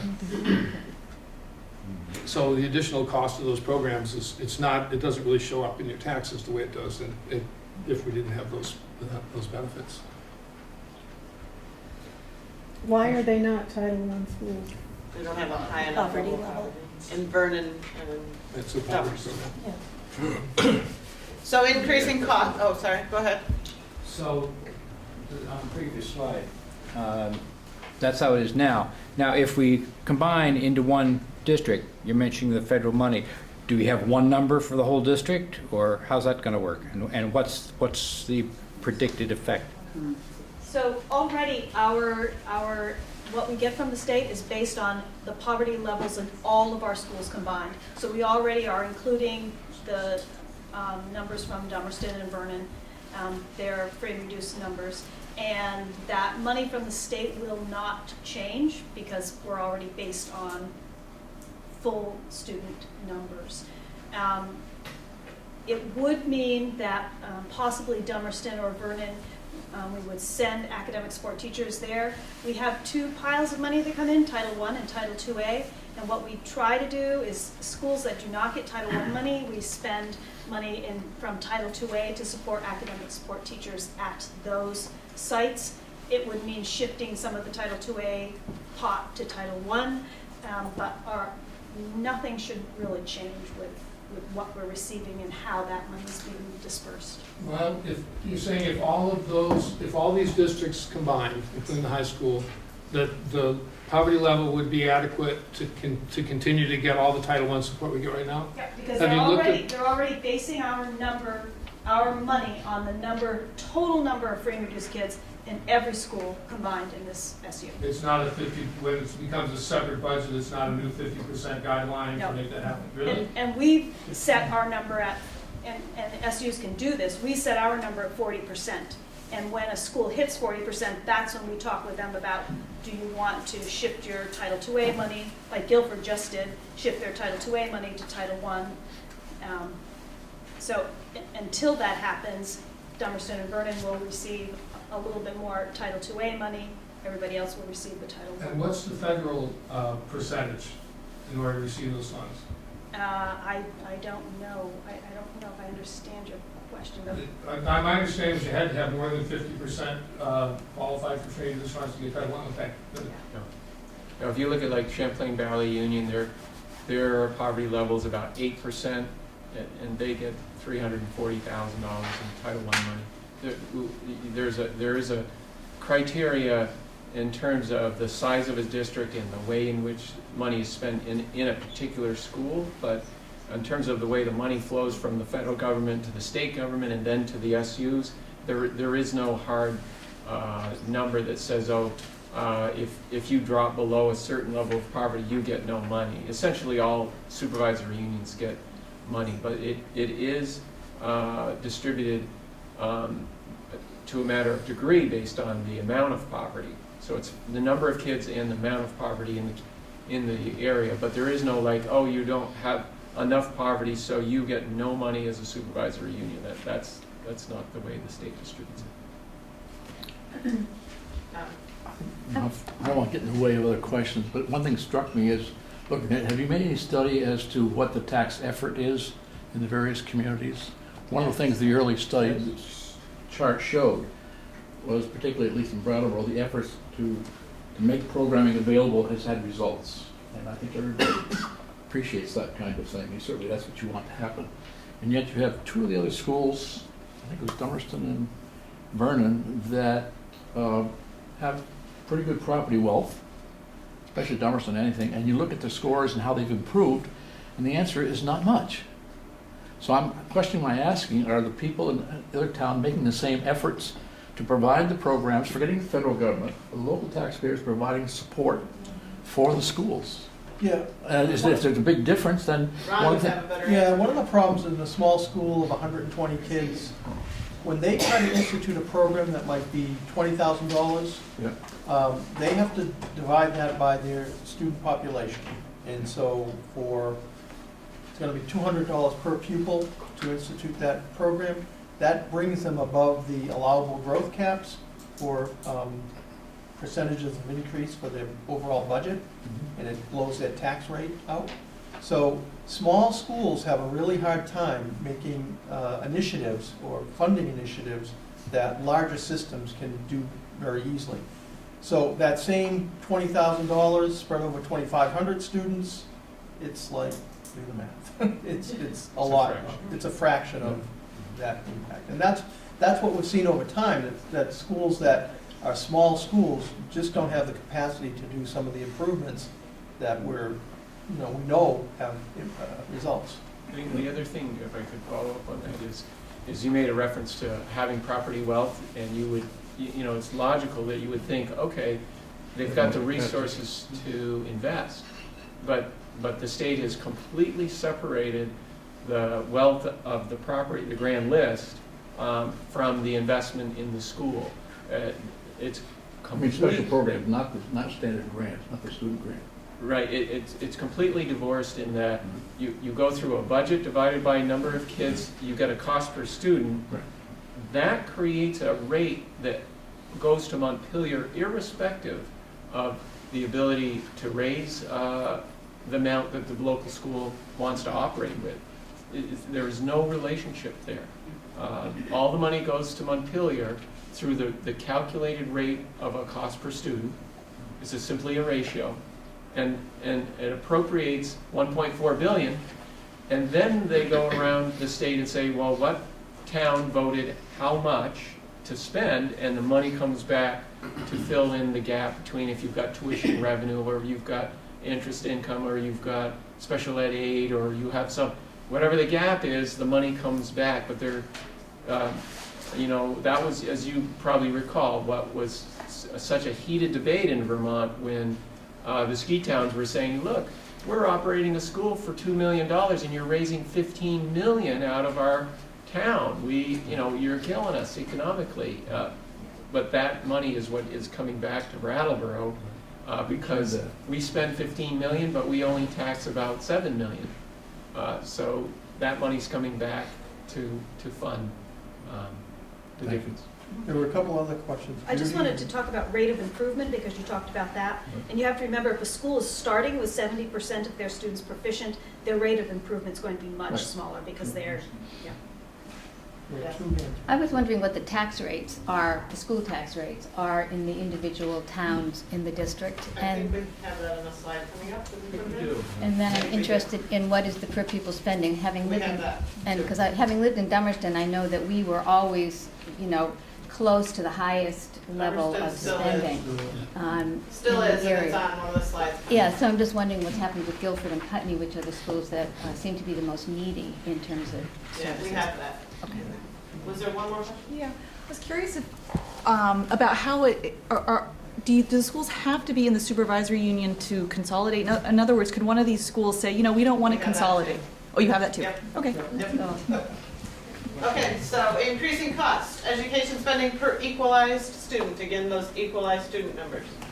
So fiscal year 2005, for the average and the state average, and then 2015 average of all of our schools and the state average. An increase of 45, the state average is increasing by 56. And then I think the next slide actually looks at all of us. So the high school, I guess you just read it. Brattleboro Town School District that you guys just voted on. There's Dummerston, Guilford, Putney, Vernon, WSESU average, state average. And Frank, do you want to speak a little bit about Yeah, so this is what Ron was talking about just earlier in the barriers for the smaller school to invest in new programs. The column to the right, that 16,166 for that fiscal year 15, was a number that the state legislature set, and they set a number every year that says if a school board proposes a budget over that amount of money, then there will be a double taxation of every dollar over that. It's essentially a cost containment threshold, and they've done that because of the previous slide that Jill just spoke to, which is costs have gone up 50% in 10 years, and this is a trend that's unsustainable. So it's their way of saying we've got to do some cost containment.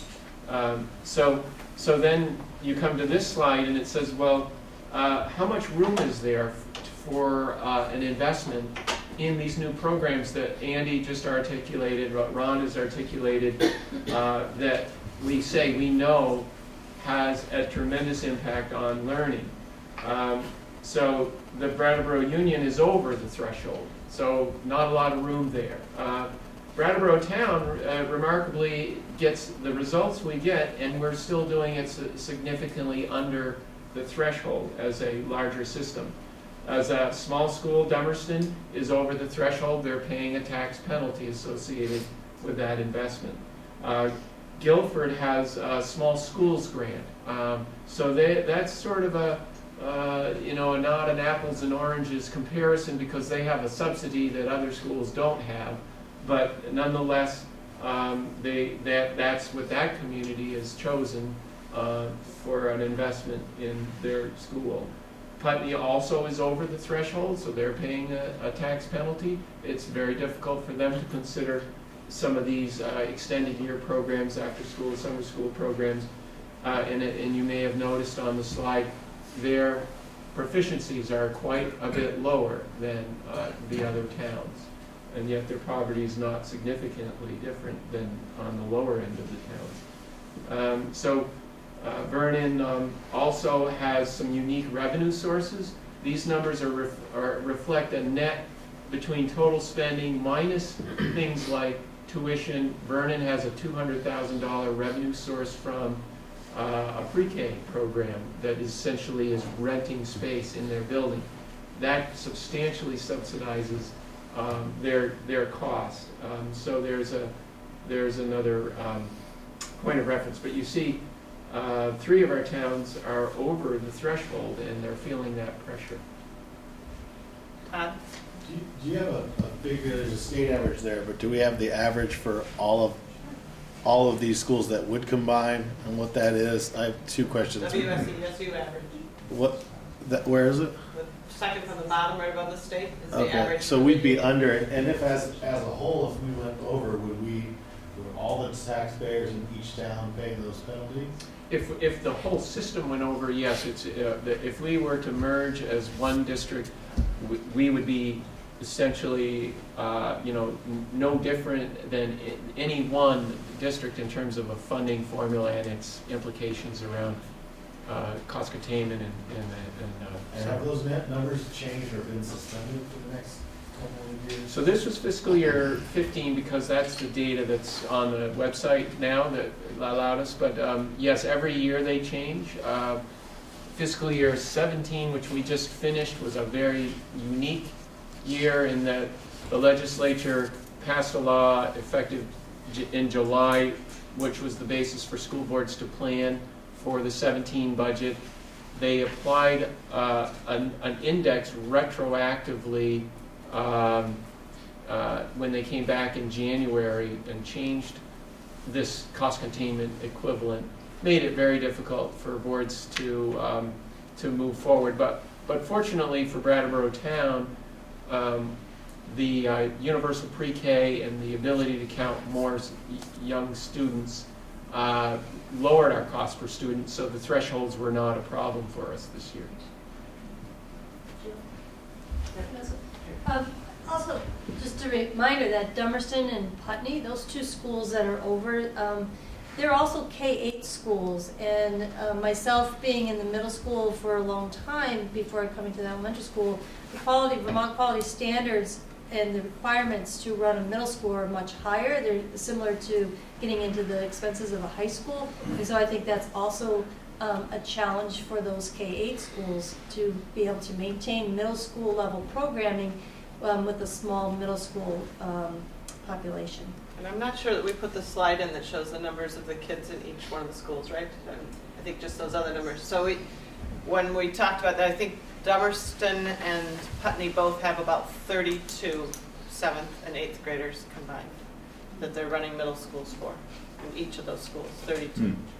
And again, Guilford 3 years ago, made the decision to send their 7th and 8th graders to BAMS for many reasons, but the one that their school board will cite the most is the opportunities that kids could have in a larger system, and feeling like that was the correct move for their town. So those are some of the things we've looked at. If you've watched, the VCTV has all of our Act 46 meetings, and those are the sorts of things we've been digging into, and more, and deeper. So the options then that the law of Act 46 offers us. One is accelerated merger, would be for 2017, would require all the member districts that are currently in our supervisory union. And they've given something some of us have called tax incentive, now they're calling it more tax transition relief. 10 cents, 8642 over those many years. There's a conventional merger, which would be 2018. It's pretty much the same as accelerated, except that it gives you another year. Still requires all your member districts, and that one would give you 8642. And then there's many alternatives. I believe, the long piece of paper that was passed out, or you didn't pass it out. Well, if anyone likes it, it's a long chart that lays out the requirements for the different alternatives, and there's many of them. That would be by 2018. It does not require all the member districts, but it must be at least 4 like entities. It can include districts outside of the current supervisory union. Sorry? So, and I can go into that a little bit more, but basically it's K to 6 or K to 8, doesn't offer school choice, those types of criteria. So folks have asked the study committee many times if we're considering other mergers, and some folks have said that we don't. I put this slide together, so it's my opinion. I guess you could watch the VCTV and see whether you agree that we really haven't looked at others or not. But as we go about this and looking at the accelerated, you kind of force yourself to look at all the other options that are out there, and we have taken at least one meeting almost in its entirety to sit down and look at that, and we've had a couple study groups or subcommittees that have spent numerous hours looking at what are the other options. So one of the options is go it alone. There's no incentives and there's additional costs it incurs if there's no action taken. And that's like losing small study or small school grants, etc. It's on that big long sheet. That didn't seem real reasonable to us. Self-study, as Dave had referred to before, that is an option according to the state. Rebecca Holcomb is the Secretary of Education. She was with us on the 17th of March, I believe. And we asked her, it's an interesting thing that's on VCTV if you'd like to watch. I think we asked her 7 or 8 times the same question, which is basically, can we do self-study? Would it go through? And she's a very polite individual. And finally, by the 7th answer, she was clearer in her answer. We put minutes from that meeting in the back of this report. They're bulleted items. I'm not sure. A few people just came in a little later.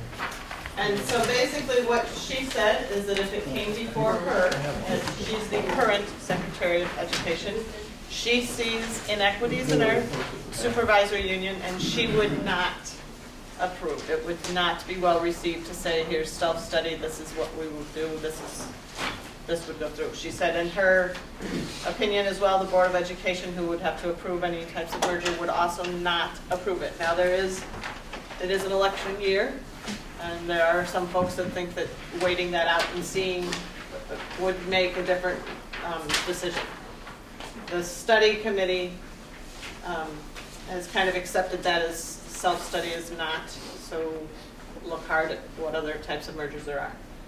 So then we looked at Union Elementary without Brattleboro, leaving Brattleboro out and merging K to 8 like schools. Maybe you need to merge like schools. So Dummerston and Putney. But it doesn't meet the minimum school size requirement of Act 46 of 900 students. And the study committee members felt that there's not enough numbers to really gain anything. They don't generate enough students to suddenly say we're going to be able to shift things around enough that we're going to show any real difference. The same thing for merging K to 6, which are also like schools of Guilford and Vernon, except that it's not possible because Vernon has school choice and Guilford doesn't, and it doesn't meet the size requirement. So then we looked at merging Dummerston and Putney and Guilford, but that's not possible because they don't all run the same grade 3 schools, and they don't meet the minimum size requirements of Act 46.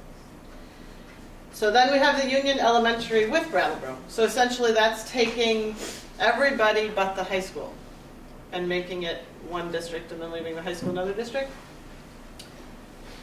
And none of us in the room, at least nobody spoke up differently when I said this, so they were all nodding, so I'm assuming that's what they meant, that we already have a pretty well-functioning Union High School.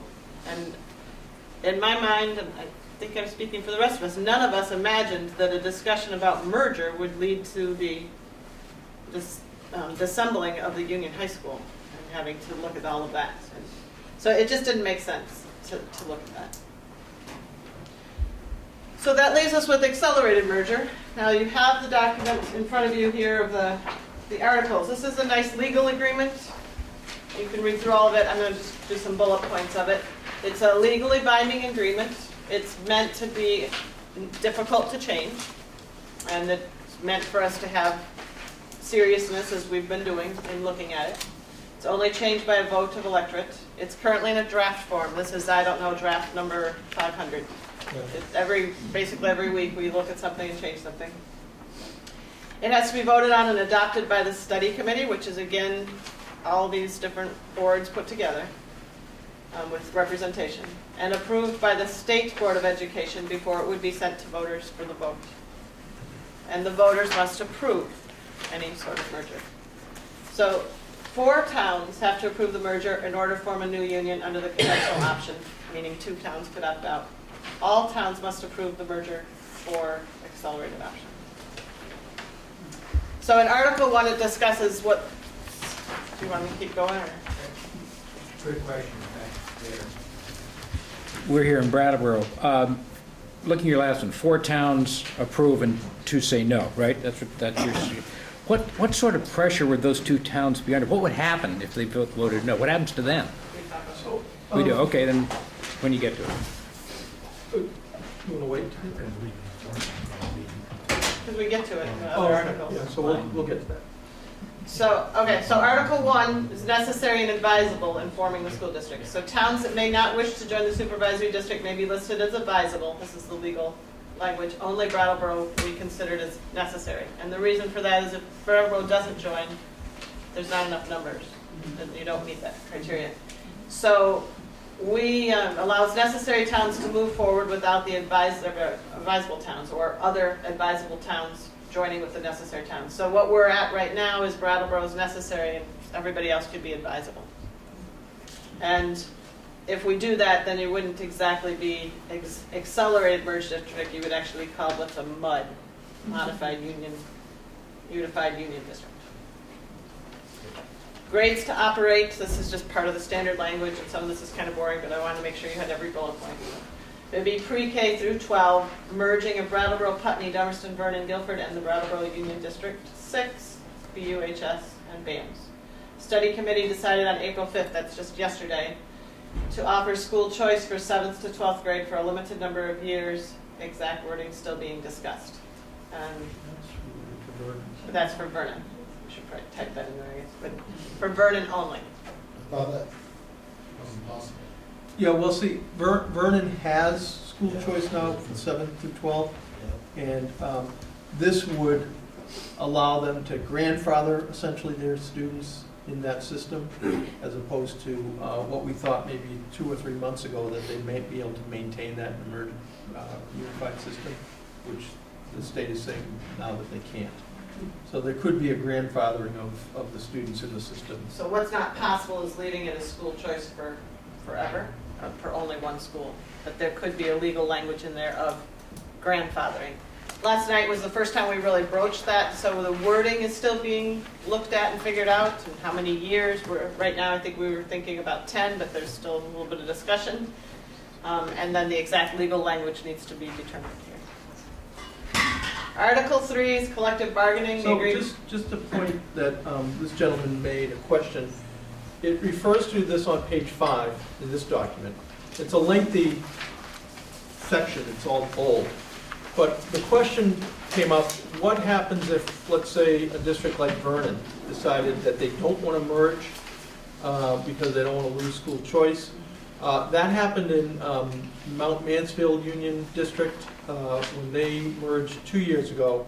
Huntington, their school system decided not to merge. They're a K-5 school system. And so, well, it's K-5, but whatever. It's an elementary system. And so what transpired was a modified union district with all the other schools in the district. Huntington is part of the unified district for the grades that they don't serve. So when their students go to 6th, 7th, and 8th through high school, they're part of that unified district. They have discussion and decision making on that part of the system. But on the elementary level, they only run their own elementary system. They don't have decision making for the rest of the unified district. So that's a possibility in our scenario. Article 3, collective bargaining. Agreements that are in place at time of merger would be honored until their respective specified termination dates. And Article 4, if there's any proposed new schools, no, not in our system. Article 5, the plan for the first year of operations. We would provide for the assignment of staff, curriculum, transportation students. It's consistent with the contract, collective bargaining, provisions of the law that are in existence during the first year of the new unified district's operation. And Article 6, special funds and debts. Everybody's debt comes together. Everybody's special funds come together. And any funds that are specified for particular use will remain allocated to that special use. It's a true marriage. Dora? Well, just back to the union contracts, what is the differentiation between? We're already on. Well, that's what I thought. That's why I was. So this is legal language that's in there. I'll tell It's you. just legal language. That's Well, all I want to know. one difference would be when we consolidated special ed because of state law 2 years ago, all of those special educators are now WSESU employees as opposed to district employees. So that would be the same case with the teachers. But in terms of the negotiated settlement and the salary schedule, we all do that as a unified district now. Which again, this is one of the places where we're kind of ahead of the game in looking at a merger than some other places that didn't have that. Yeah. When you talk about merging, where would the kids go to school? We got something on that too. Got all sorts of things here for you. Flat. Oh, is there another question? Sorry. I assume Article 5 means things will go along like you expect them to go. Nothing's being changed. For 1 year. For 1 year, yeah. Well, I think it was specifically asked, these are required things that are prescribed to us. It's not in there because we were thinking we were changing something on 66th day. Yeah. But rather that it's in there. It's the transition for a year-long period. If this merger went through on a given year, the existing boards continue for a year, and then the unified board then takes over. They actually get elected in that first year, but they don't start operating until the next year. So there's a transition period. Okay. So Article 7, real estate, property, and school operations, that the real estate and the property will be transferred to the unified district. No school closures within a 5-year period, unless a town would request a closure for some reason, but that, we wanted that language in there. There's some real concern on school closures from the outlying towns. So there's thereafter, if we were to close a school, it would be a 3/4 supermajority of the unified district board. And there's a very long process described in the handout, if you want to look at it. For any school closure, it would include a full year of discussions and requires the unified school board to thoroughly consider all the ramifications to the community and have discussions within the community, what the property would be used for, what the advantages to the students would be, etc. Pages 6 and 7 have kind of a detailed bulleted outline of the whole process, a lot of public information, public hearings, that sort of thing. Did we skip Article 7? No, sorry. 8. Article 8, Board of Directors composition. This was another area that we've talked about quite a bit. At first, we thought the law required it to be based on percentage of population only, and that was basically our only option. And that was a hard thing to swallow in the outlying towns, because then Brattleboro would be 5, and the rest of them would each have 1. So that was a clear majority at all times by Brattleboro. And although they assured us that they don't see us necessarily as the personifications of evil, they had grave concerns. So in discussing things with legal counsel, the option is out there to do it this way, and Brattleboro has said yes. So it'd be Brattleboro 2 people, then everybody else 1, and then 2 at large as 2, which is a total of 8, which all of us asked, then what happens if you have a tie? And it fails. The thing that's kind of tricky on this and that's difficult to understand is you would think that you would go to the ballot and you would only vote for your Brattleboro people if you're from Brattleboro, but that's not true. You would actually be voting for everyone, because that's the way you get the whole representation by a fair system. In this change, if you're not going to do it by percentage of population, then everybody gets to vote. So it's set up that 2 people come from Brattleboro, 1 from Dummerston, etc., and there's 2 at large, which could be from anywhere. But everybody votes for every town. Dora. So I could see how, even if you're not doing it by population, if you have 2 from Brattleboro and 2 at large, and Brattleboro has the largest population, because generally elections are who you know. And so the at-large candidates are going to be the people who are known by the most people. So if there's Brattleboro people, they have the most likely outcome to be elected. Not necessarily, but from a statistical, So I could see how, if people in the outer towns were looking at this structure, I'm talking about citizens, not the board, because you guys are always talking about this, that they would be concerned that that would be an outcome that would come up, and I'm just raising this as sort of a to see what you guys have been. Still, even if you do well, that, then it would be 4 and 4. Right, it's still 4-4, and it won't pass. But the funny part about that thought to me, when people have raised that, is that it is assuming that all of us in Brattleboro would always vote the same way, and I just don't see that happening at town meeting all the time. I don't think that necessarily happens, or that everybody on the outlying towns would necessarily vote the same. Yes? I wonder what the process is for people getting nominated for this. And in other words, is it a free-for-all where people in Brattleboro get to put in their name? So we have that in the details of the language too, and essentially it's the at-large has to get 30, Yeah, 60. no, it's the individual town reps board members would get 30 petition signatures, and then the at-large, I think, would be 60. Mm-hmm.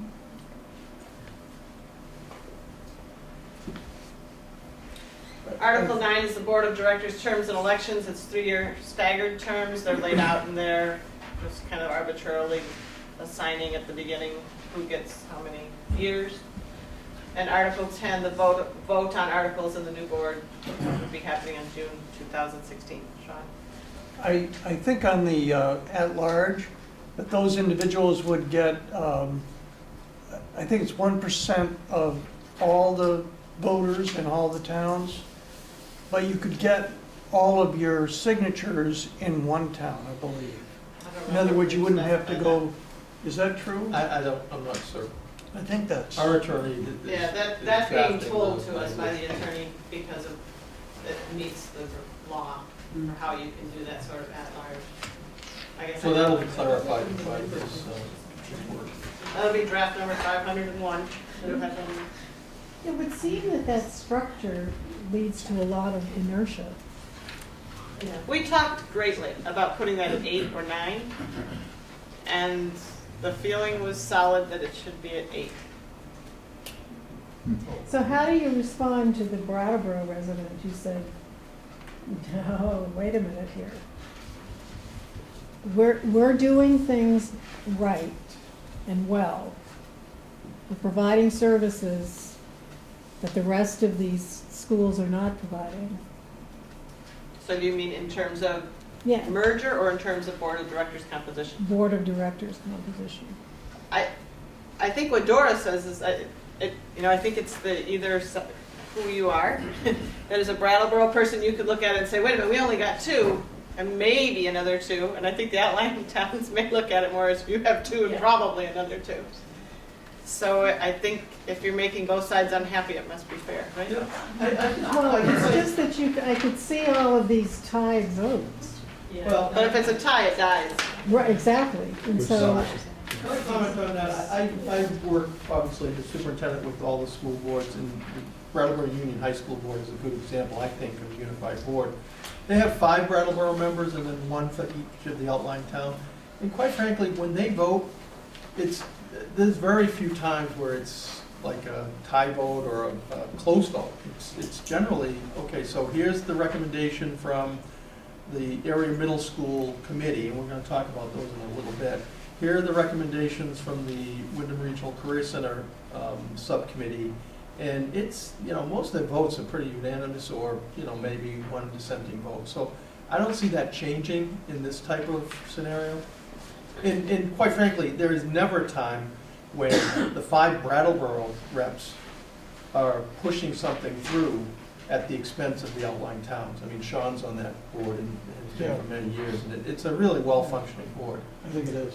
Yeah. so there's 5 Brattleboro And 4 of the, 1 each of the outlying towns. So it's a 9? It's 9, yeah. And that went from an 18-member board about 13 years ago. 15 years. Yeah, well, I was in the system then, so it's So not why 50. is that board constructed that way, and yet it seems so difficult to make this one structured that way? I think from what I've heard on the study committee and also the outlying district boards, that there is that concern that, they don't want to be overpowered when it comes to closing a school. That's a really important thing for their community, and they wouldn't want to see, not that I think it would happen, but the notion that, 5 Brattleboro reps could gang up against a small town. And I think this was the compromise to say, here's a way that you can have a balanced representation and, get things accomplished. But isn't it possible that some people would say that that's exactly the problem? Is that small schools are not willing to make that change? Well, Guilford, I think, is a good example that they decided after about 2 years of discussion that because of their small middle school population, what were the alternatives? Working with the Union High School and middle school, they came up with a really good solution, and the townspeople supported it. It's working really well. I think if schools in our district, I don't foresee the enrollments dropping that much. But if a school dropped to a point of 70 kids and they just couldn't have the opportunities that students really deserve, I could see communities saying, let's really take a hard look at that. And there's a good process in place, I think, for that. Yes, sir. I didn't see anything in here, and since the articles would ultimately, I realize this is a draft, but there'll be a final. Will they include or begin with the purpose of education? There is a whole narrative that I didn't read through that does talk about the purpose for why we would be considering. Not the, no, the purpose for education. I know there's the purpose you're trying to help kids read and score better on tests, etc. But why are we educating kids at all? What do we hope for? I mean, there was a time, if you went back in our history, when you would find there was two major school documents I'm somewhat familiar with from 1949 and 72. They began with the purposes of education. And it was in that way you could measure whether your education was working as far as you were concerned. And I think I have a hunch as an exercise, if a board sat down to talk about, have a little retreat, to talk about what are the purposes of education, you would discover it's not at all obvious, it's not at all agreed upon, and there's a far wider spectrum of what people think the reasons for educating the kids at all are. And I think until you can get to a point, start with the school district's goals. And that's usually no more than 3 or 4 things. Yeah. So we have a mission in our district which would be maintained. We have the executive summary that I think is really helpful to take a look at. But we also have the state educational quality standards that we need to maintain. And it's through those quality standards that we measure our student progress. And so it'd be helpful if you get on the state website, Agency of Education, look at those quality standards, compare them to this document that we created, and I think we state it. Laura? Well, I just want to respond to what the superintendent said, because I think there is a difference between this and the high school board, and that is that the high school board is several communities coming together to form one homogeneous egalitarian system in which all of the kids are getting the same programs from the same teachers, in the same physical space. It's a little different than all the small communities and all the different small schools.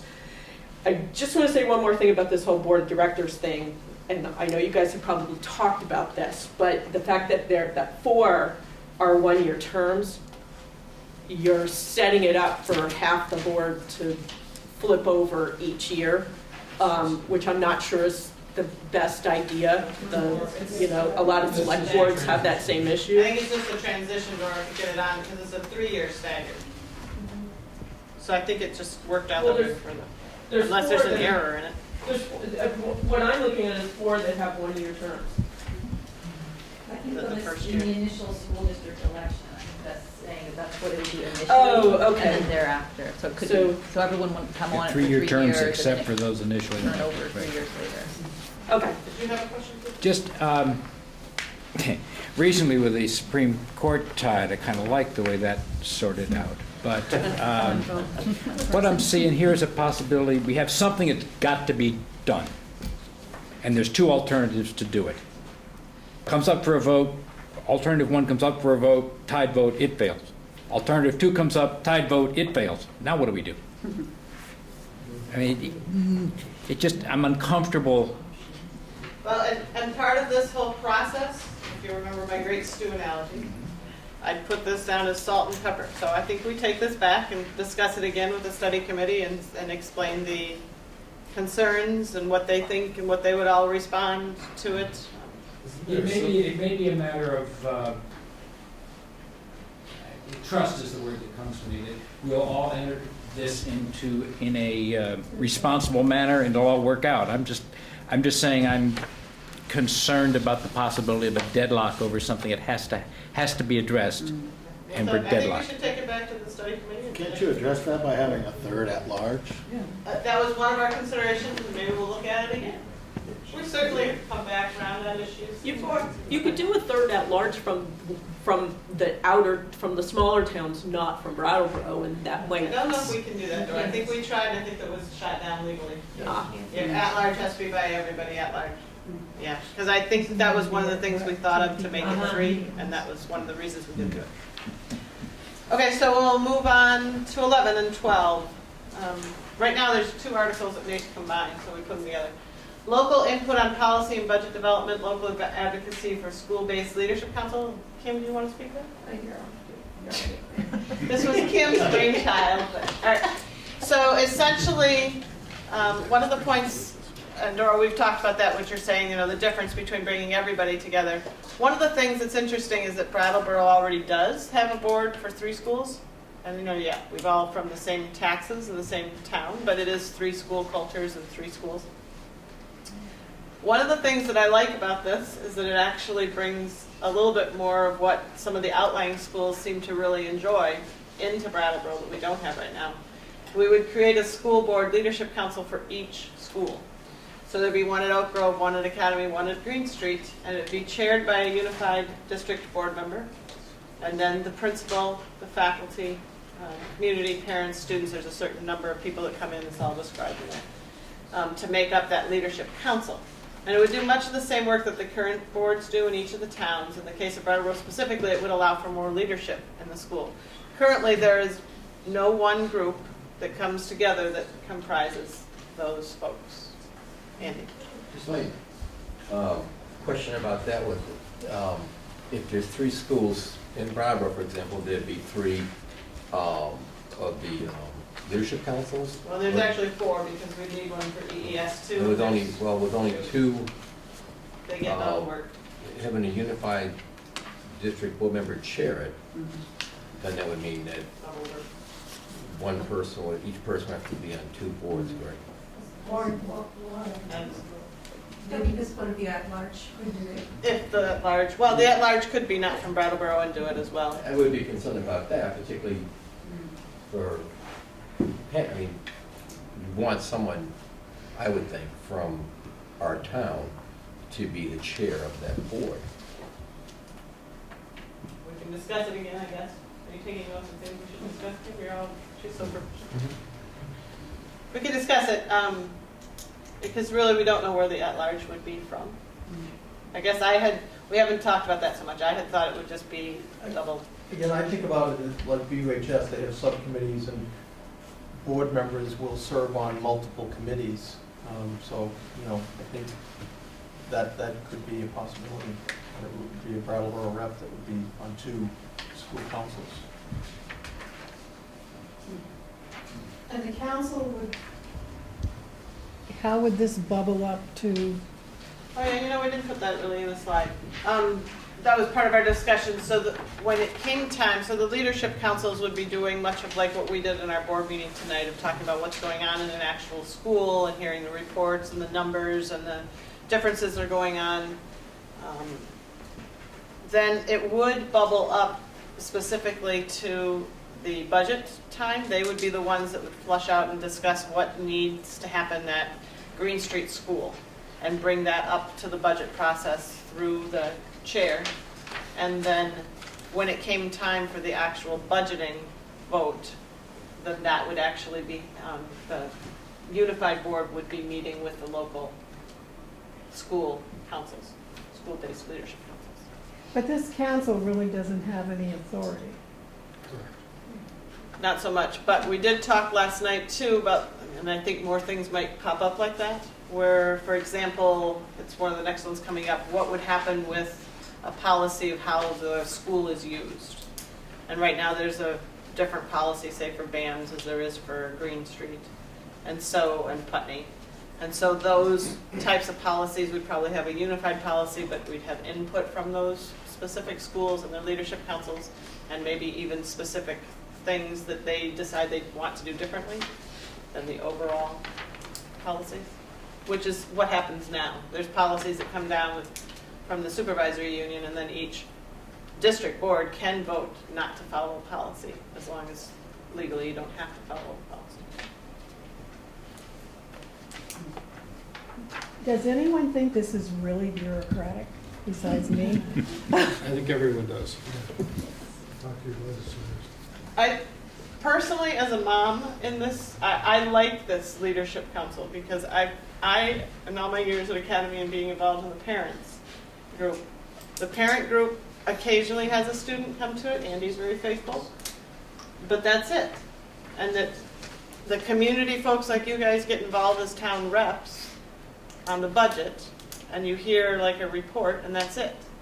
The policy council for EES, by federal mandate, has more of this type of a layout. And there is more input. For example, when we talk about making a change in the number of classrooms for the early Head Start and Head Start kids, the folks that are the community reps come forward with ideas and statements that are really strong. And the folks that are representing the town also have strong ideas, and the parents have strong ideas. And so I've watched that in my time on Policy Council actually function really well. And I've watched here at Academy where it feels like the parents are often on, oh, let's do this, but we don't know whether that's what the teachers really want. And it doesn't seem like you work as well together.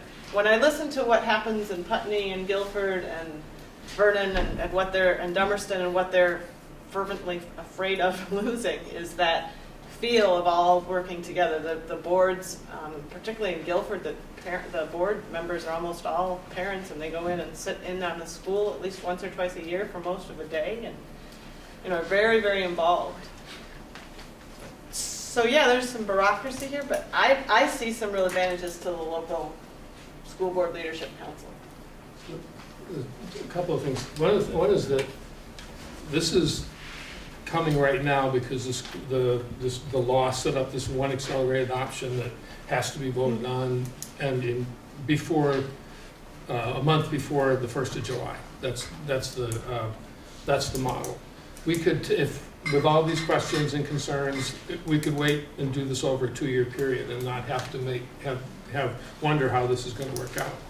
The other two things I think that, particularly in Brattleboro, that we need a lot more time than just another month to think about is whether we want to not have a town meeting anymore, a town school meeting and a town school budget vote, which is a long tradition, and it's really a remarkable opportunity for all the town reps to understand what goes on in the schools. And the other is that in order to keep the other towns under the penalty and still have the new programs developed, Brattleboro taxpayers are going to have to chip in 60% of the cost of that, just based on the number of households that pay taxes in the 5 towns. And we have to, knowing our municipal tax situation, knowing the pressure on our property taxes, being on the select board, I'm particularly aware of that. I really think we need a lot more time than just a couple of months to figure out what's that really going to mean money-wise, what programs really are going to have to happen, what's causing the results, which of the programs are causing the results, which can towns get along without. Just a whole series of questions about the nature of the problem and the best solution before we decide to just kind of go along because the state wants it all done by the end of July, or end of June. So a couple things in response to that. There's 3 points, Dave, and I should have been taking notes, right? So the first one was that why do it now, why not wait, right? So the tax incentives / what's their newest word for it? Transition cost offset. Yes. Which means it's going to cost money to do it. So that goes away if we wait. So we give up, and Sean's the one who pulled those numbers together, somewhere just shy of $1 million dollars in tax relief. It's based on 2015 taxes. Is what I did was I got the preliminary education grant list from the Department of Education, and I plugged in all the numbers from all the towns. This is the actual homestead education tax that each town paid to the state. So I took the information just from this form, and then I just multiplied that times all the cent numbers. It is a static look at things because obviously things are going to change, and these numbers are what each town paid in the year 2015, and that's not going to stay the same, but it gives you an idea. of what the So that potential would be savings half would of be. my response to point number one, because last night we did actually go around and ask that question of ourselves and see where people were standing on it. And, I think the most compelling answer came from some of the folks who would really like to see it go forward because they know their towns need it. And waiting for another year, basically everybody on the study committee said, but in another year, what would change? What would we know in another year? And to Dave's point of how much, are there unknowns? There are some unknowns, but are there unknowns? Tomorrow morning I get on a plane and fly. I don't know that the flight's going to arrive. I mean, I have to take a few things on faith in life. And so the study committee feels like we have looked at a lot of stuff. And that at this point, that what folks were saying for the most part of the study committee last night is, I don't see what's going to happen in another year. What another whole year of studying and looking at it is going to get us. And then the most compelling, that people actually want this to go through because they can see it helping them. So if it's done in the 10 cent, 8 cent, so if you lose the 10 cent, you still fall back, you're still going to get some money if you wait a year. You do an accelerated. And you won't have the cost, and you won't have the cost of the accelerated, which is what the 10 cents is meant to cover. Well, the conventional, to get the 8 cents, is essentially the same merger. It's just a year later. There's no difference in what happened. I think Frank, once we get to the benefits, Frank has a slide that we can show. And Frank, I think you wanted to respond to what was your second point, David? Oh, the town meeting. And the town meeting part, you would have that discussion at the town information night. You would have all of the same information that you've been getting now. You would just have a larger budget to be looking at for everything. It's not exactly the same discussion, absolutely. But also right now, the Brattleboro Union High School budget does not get that sort of discussion. So you would be looking, the town reps would actually be looking a little bit harder at parts of the education that we aren't now. And you would have that discussion, you would be able to ask all those same sorts of questions, and even on kind of a larger basis. And all the other outlying towns would too. And then there would also be a meeting to actually go forward and vote on that budget. So wait, before we take any questions, though, That meeting, that wouldn't be the town reps, that would be the whole town population, wouldn't it? It's by analogy to the high school meeting. that final meeting for the vote, yes. But the town representative meeting would definitely get some report back from the unified school boards, representation on this is what's going on, this is how the budget. But the whole town would need that information, not just the town reps. Well, as it stands now, they can come to that meeting too. Sure. And so I think it would actually kind of happen twice at the budget meeting.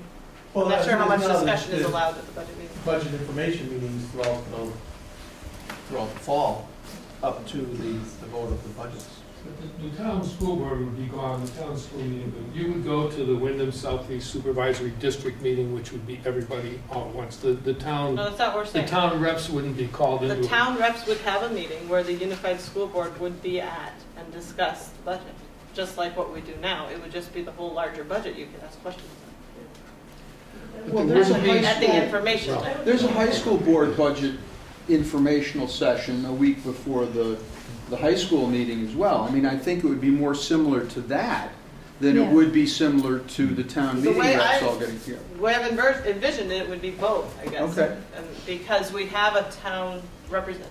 It's a little bit easier in the other towns in that they don't have this representative type Yeah. thing. But what we've talked about, I always thought it was going to be both. Yeah, maybe information meetings. But what would be the point? 'Cause The you have to vote. representative town meeting members in Brattleboro get no particular invitation now to the high school meeting. It's Right. all the citizens in town can go. So and there that's- would still be that sort of a meeting, Right, but there's but I'm still not going to be sure a there's- Brattleboro Town information night, and that was when the unified school board Okay. had talked about coming. But that should be open to all the residents too. Well, it is now, right? Yeah. I mean, it's just specifically invited for those folks, but anybody can come.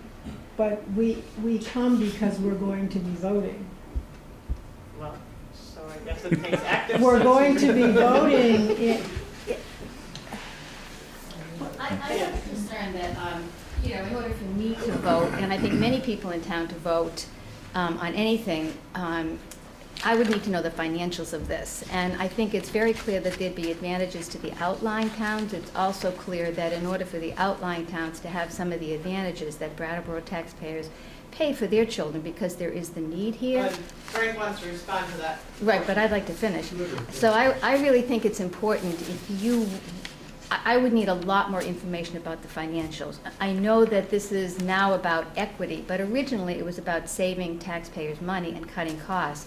If you're not closing any schools for 5 years, you're going to need an increase in costs for the WSESU. So we have slides on that too. We just haven't You're going to lose me in about 10 minutes because this is a long meeting. And I would suggest if you really want to educate people, you need to do more on the financial piece and less on the need in the outlying towns if you're addressing Brattleboro residents. Because those are going to be the concerns that we have, is how is it really going to affect us? We like the outlying towns. We've lived in them, but it's also about, how is this going to affect us, and how is it going to really create savings when we're going to need to add another person in the finance office to handle all these things. So we actually have that tonight, but I've taken all sorts of questions instead of pushing it through. Right. Trying to be, I hear you. So I hope that there'll be another meeting and maybe we'll do and the that's part of the timeline. So Dora, I'm not going to take any more questions. I'm going to go really fast just so you see what's here. Because there is another meeting. Because you'll see on the timeline that there's more meetings. My question is about the structure now. So Article 13 is talking about school boundaries. The most important thing is that part of this and the savings is moving people for schools to be more efficient within the schools. And the intent on this is twofold: to decrease the disruption and to increase the efficiency in the school staffing. So that is one major area where a savings can happen when you start to. Right now, for example, Vernon has 2 classrooms for 25 kids. And I believe Guilford has 1 classroom at the same age of 13 kids. If you put those kids together in some way, you would end up with the elimination of 1 staff position.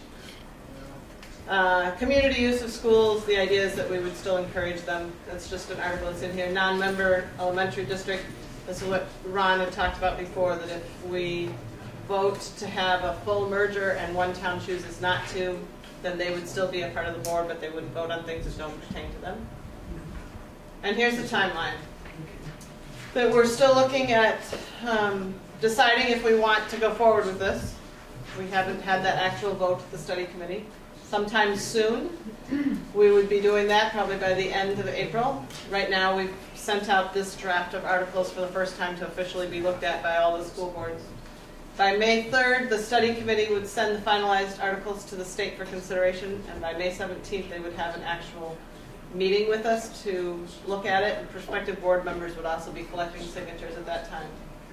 End of June, the town would vote, and if it approves, it would become a new merger on July 1st, 2017. At the end of April and before June, we would have study committee actual meetings with presentations like this for all of the different communities. Right now we've given presentations that each board member has kind of created. And largely this type of a presentation will go forward and talk about why the inequities, such things. The advantages that we see in the merger that we've named as a study committee is increased equity in programming for all the students, the expansion of foreign language, utilization of behavior specialists, teacher leader programs, the stuff that Andy talked about before being so important. Increased learning opportunities for all of the students, shared staff, which sometimes happens now but could happen much easier, and decreased movement of children from one school. We constantly are getting kids that move from Guilford into Dummerston and then back or wherever else. Those kids wouldn't have to leave. They could stay on in that school. Decreased audit cost, other operational cost, and anticipated school tax savings just in general from merging and putting, well. So Frank has a slide that wants to kind of do that tax impact. Is that all right? Just a quick I asked him if he could keep it to 5 minutes. He said yes. Okay. What's time? Okay. Okay, so folks have asked about financial impact, and David had mentioned a proportional share. I just wanted to give you a glimpse of what will be coming as we develop more financial information. But as Jill has said, so much of the focus has been on educational quality and and educational opportunities. So we are getting to the finances. What this represents is if we took all your annual reports that you have in the 5 communities and you added up all of our budgets, for the current year we're in right now, fiscal year 16, it's 57 million. If you look at the taxes, the tax page in each of our annual reports that we've published, you added up all the revenues that are used to offset the spending, that's 13 million. And that creates a $43 million, what's called education spending. And that's the basis that the state begins the calculation for a tax rate. So we take all of our kids, 2,600, and we divide it into the 43 million, and we get $16,000 a student. The state gives us these indices, which are the way in which the tax is calculated. It comes out to be $1.72. It's simply what proportion is what this system is spending relative to an index the state announces every year. And that proportion is 174%. The state says, well, the tax rate this year is going to be 99 cents. Next year you've heard that it's probably going to be $1. So you just multiply $1.74 by 99 cents, and that's our tax rate. If we were one system, all residents in all 5 towns would pay that tax rate, as opposed to what you see in your town reports now is this document. You might recognize it just by the outline. I'm not intending you to read this, but the outline, this is what the Agency of Ed makes us fill out and print. And this is the same thing for just Brattleboro town. So here's our $15 million budget, and here's our 800 kids here, and you divide it out, and we're, this number, 15,000 per kid, 15, and 15.8 was the allowable, and so on. What happens is that we all get aggregated. You could look at any town report, and you're going to see the same tax calculation for each district. So here's the implications for this unified system. Right now, if you went to your tax bill, it's you're paying for school taxes. You would see Brattleboro town is $1.71. This unified system would be $1.72. So about a $10 difference per year, and this is without the incentive. So if there was an incentive, if all of us joined and approved this merger, our new union rate would be $1.62, and we're paying $1.71. So the difference would be a savings of 8 cents. This is the way this system is set up to work. And as Jill has pointed out, that 8 cents would be intended to also be part of a reinvestment to create new systems that allow the new entity to operate. However, the other thing that's intended in the law is to create efficiencies. So if we look at another scenario where we have that same 57 million, but let's say we realize efficiency savings of 500,000. Well, what impact would that have on this system? So remember, we were about $1.72. Now $500,000 would bring us down to $1.70, or that's this 2 cent difference. And again, we would apply those savings. Here's with the incentive, the tax reductions that we would all see. This is the percent change, a 6% reduction in taxes. There is no proportional payment. Brattleboro town doesn't do anything within a unified system any differently than Guilford, Vernon, Putney, or Dummerston. There is no, let me go to my grand list and see how much I am as a proportion of $1, in this case, 60. Everybody simply goes to the Vermont Department of Education, runs through the tax department statistics that say, here's our funding formula, and we all pay $1.60. CLAs are unique. A couple of questions, Frank, before you want. First, leave that where it is. You notice that the everybody, all the other towns, well, Guilford saves a little less than us, the other towns all have a more significant savings.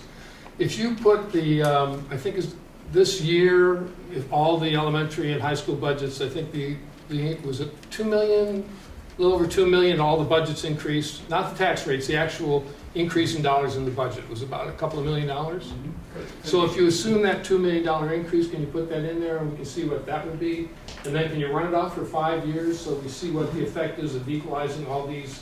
I know you can't do that now, I'm not asking you to do that now, but for the next time.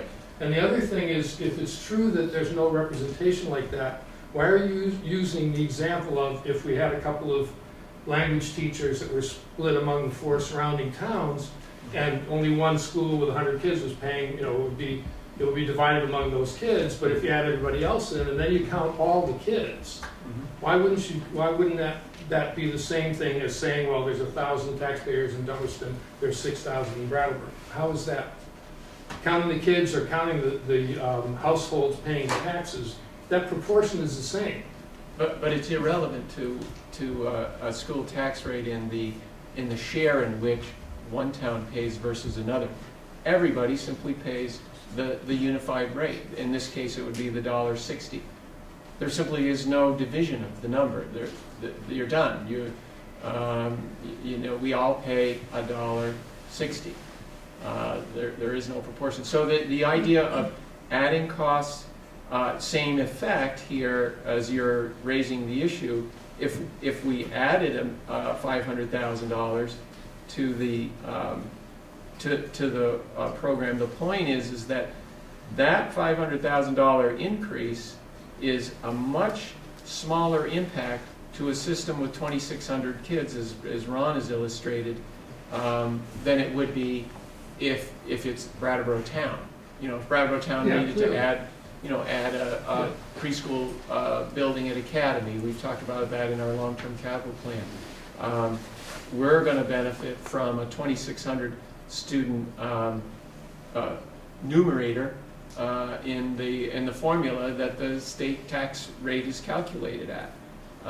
So as we map this out, as Ron's pointed out many times, for the 20% of our spending on special education, as we've centralized that employment so that we're able to fully utilize staff as opposed to employ staff in independent entities that have this high fluctuation in enrollment from year to year, it doesn't lend itself. You just aren't going to have a quality system if you lay off somebody because enrollment dropped to 12 kids one year and then you got 18 in the next grade level and try to hire that person back and then drop. That doesn't lend itself to a good system. If they're one central employer, you can allocate your staff to where the student enrollment changes. That also is doable without consolidating into my district. Well, it's not as easy. It isn't. It is not doable, and that's why it hasn't been done. With an art teacher would do. But to the scale of the special ed consolidation, there's no way we would have gotten to that $300,000 savings by doing what we've been doing.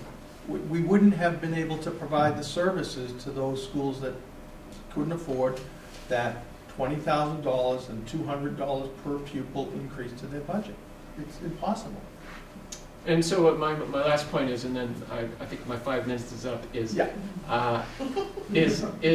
we do see the opportunity, a similar opportunity, where 20% we saw $300,000 reduction in cost, go to the 80%, the rest of the budget, the classroom instruction, the support staff, and so on. We see a similar type of opportunity. It's not going to be a cookie cutter path, but we see an opportunity for savings that are expected statewide. This is a big part of this legislation, is to create efficiencies through collaboration. And we think that will have a significant impact. So do you think it might be more than $500,000? Yes.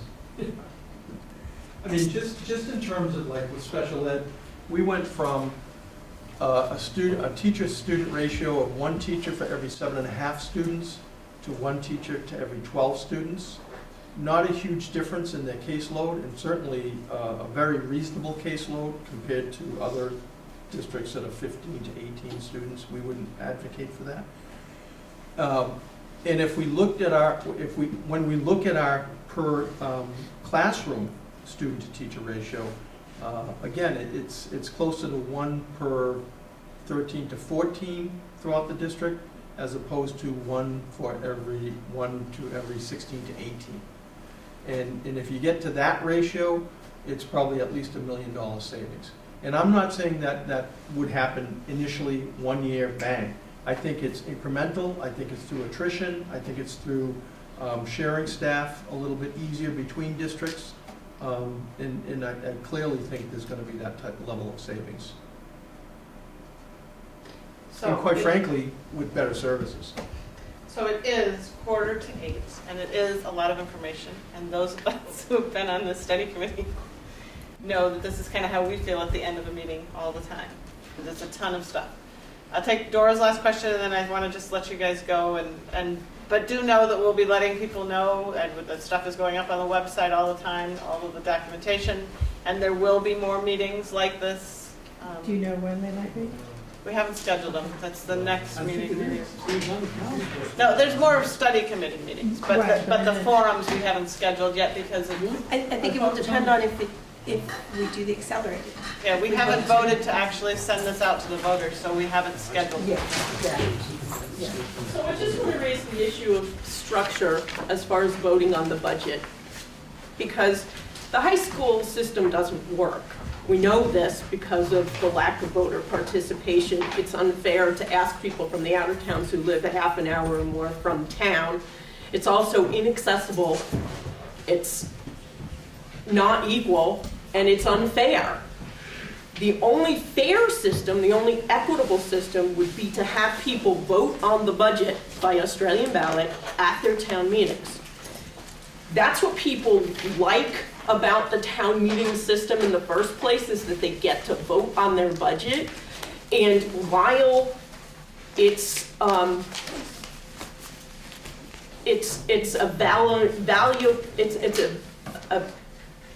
it's an example of valor to be able to try to maintain that system by having a system like the high school. It just simply doesn't work from the structure of the number of people and the citizens. So we know this about the high school system already. Don't start with that system. Set it up differently. It means that you have to do a lot more diligent effort from the school board standpoint as far as voter education, to make absolutely sure people understand the budget and to be able to address issues ahead of time. But it is the only fair and equitable system to set that up from the beginning. That is something we haven't, well, not all of this is still a draft, and so that's one we've spent a little bit of time on, but we haven't spent as much time on yet. We've actually spent a tremendous amount of time on school closures and on governance. Yeah, all the stuff that you guys have been working on. So those are the ones that got stuck on. And then looking at equity and looking at the systems that we have. You know, what do we have, and we don't want to ruin what we have. It's been said time and time again. Dave will say it too from what he's heard, that this was a well-functioning supervisory union in the eyes of the state. And so we don't, if we're going to do any sort of merger, we want it to be continuing to be a well-functioning. But clearly Let me clarify this. I assumed all through this that when the budgets came up, each town would vote on the budget at their town meeting or something. You're saying everybody from all the towns would come to one place to vote? The two options that we've talked about and have not decided are having a system similar to what the high school is now, except with the difference that the towns would have at their information night. They would have all the information like we've always done on the Brattleboro, just the Brattleboro elementary school budget. And so you would get all of that and all of the information on everybody else in the whole unified district, which would include the high school. So the benefit there that's different, we would be getting more information out, and there would be more opportunity for questions. So the voter that lives out on the Westminster West Road in Putney is going to have to drive all the way down to Brattleboro Road? No, because the vote wouldn't happen by at that information night. And so and you would have that information night at each one of those towns. And so then that vote would actually go to a meeting at which you would just be voting on that budget. That's one scenario we've talked about. Where would the meeting be? We haven't talked about that, I don't know. Probably Probably at the high school. So it would be regional. Mr. West Road and have to drive all the way to Brattleboro to vote. So that would be one scenario. I mean, they send their kids all the way to Brattleboro too. I mean, it's not like they aren't coming. It's not gonna work. Well, so that's one scenario that we've talked about, and the other scenario is having all the information at town meeting night, as we've just discussed, and then sending it to Australian ballot as part of the town meetings. The thing that I think is not legal about that, that's a problem, is that Brattleboro representative town meeting is a different time, so it would have to be a vote as part of the ballot. No, Brattleboro would vote on it by Australian ballot on town meeting day. Yeah. That's how it would work. But that's something, seriously, we spent like 5 minutes looking at one time, we haven't come back to that because we've concentrated on other stuff before. I would like to suggest that you consider having the Australian ballot vote. I'm not saying that there's anything innately wrong with the way the high school does it, aside from the fact that people don't feel that they feel disenfranchised, particularly people that, well, I can't say that because Brattleboro doesn't have a better rate of attendance there than any of the other 4 towns. So it's pretty dismal, but so I would ask that you give some strong consideration to having it an Australian ballot. I think the way people are gonna vote on this is critical to how they would approve it. Because the way it's done with the high school district, it doesn't work. It's funny Nobody because each votes town because gets they don't stuck in think a it different matters. spot. This hasn't actually come up with any of the other town forums yet at all, but for them, for an outlying town, they get stuck on a lot of the other issues that we're kind of more used to because we have 3 or 4 schools already together. So this one hasn't come up yet. But losing town meeting is a huge issue for the outlying towns.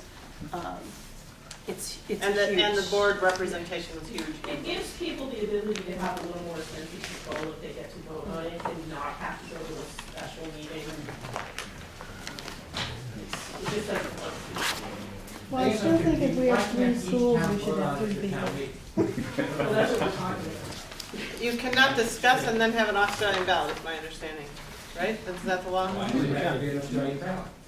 Well, how else? There's some reason. You can, we've done it that way in Brattleboro, where there's a discussion. Maybe that's why it is, because And everybody's voting then at the same the time. polls don't start at the beginning of the meeting, the polls open partway through.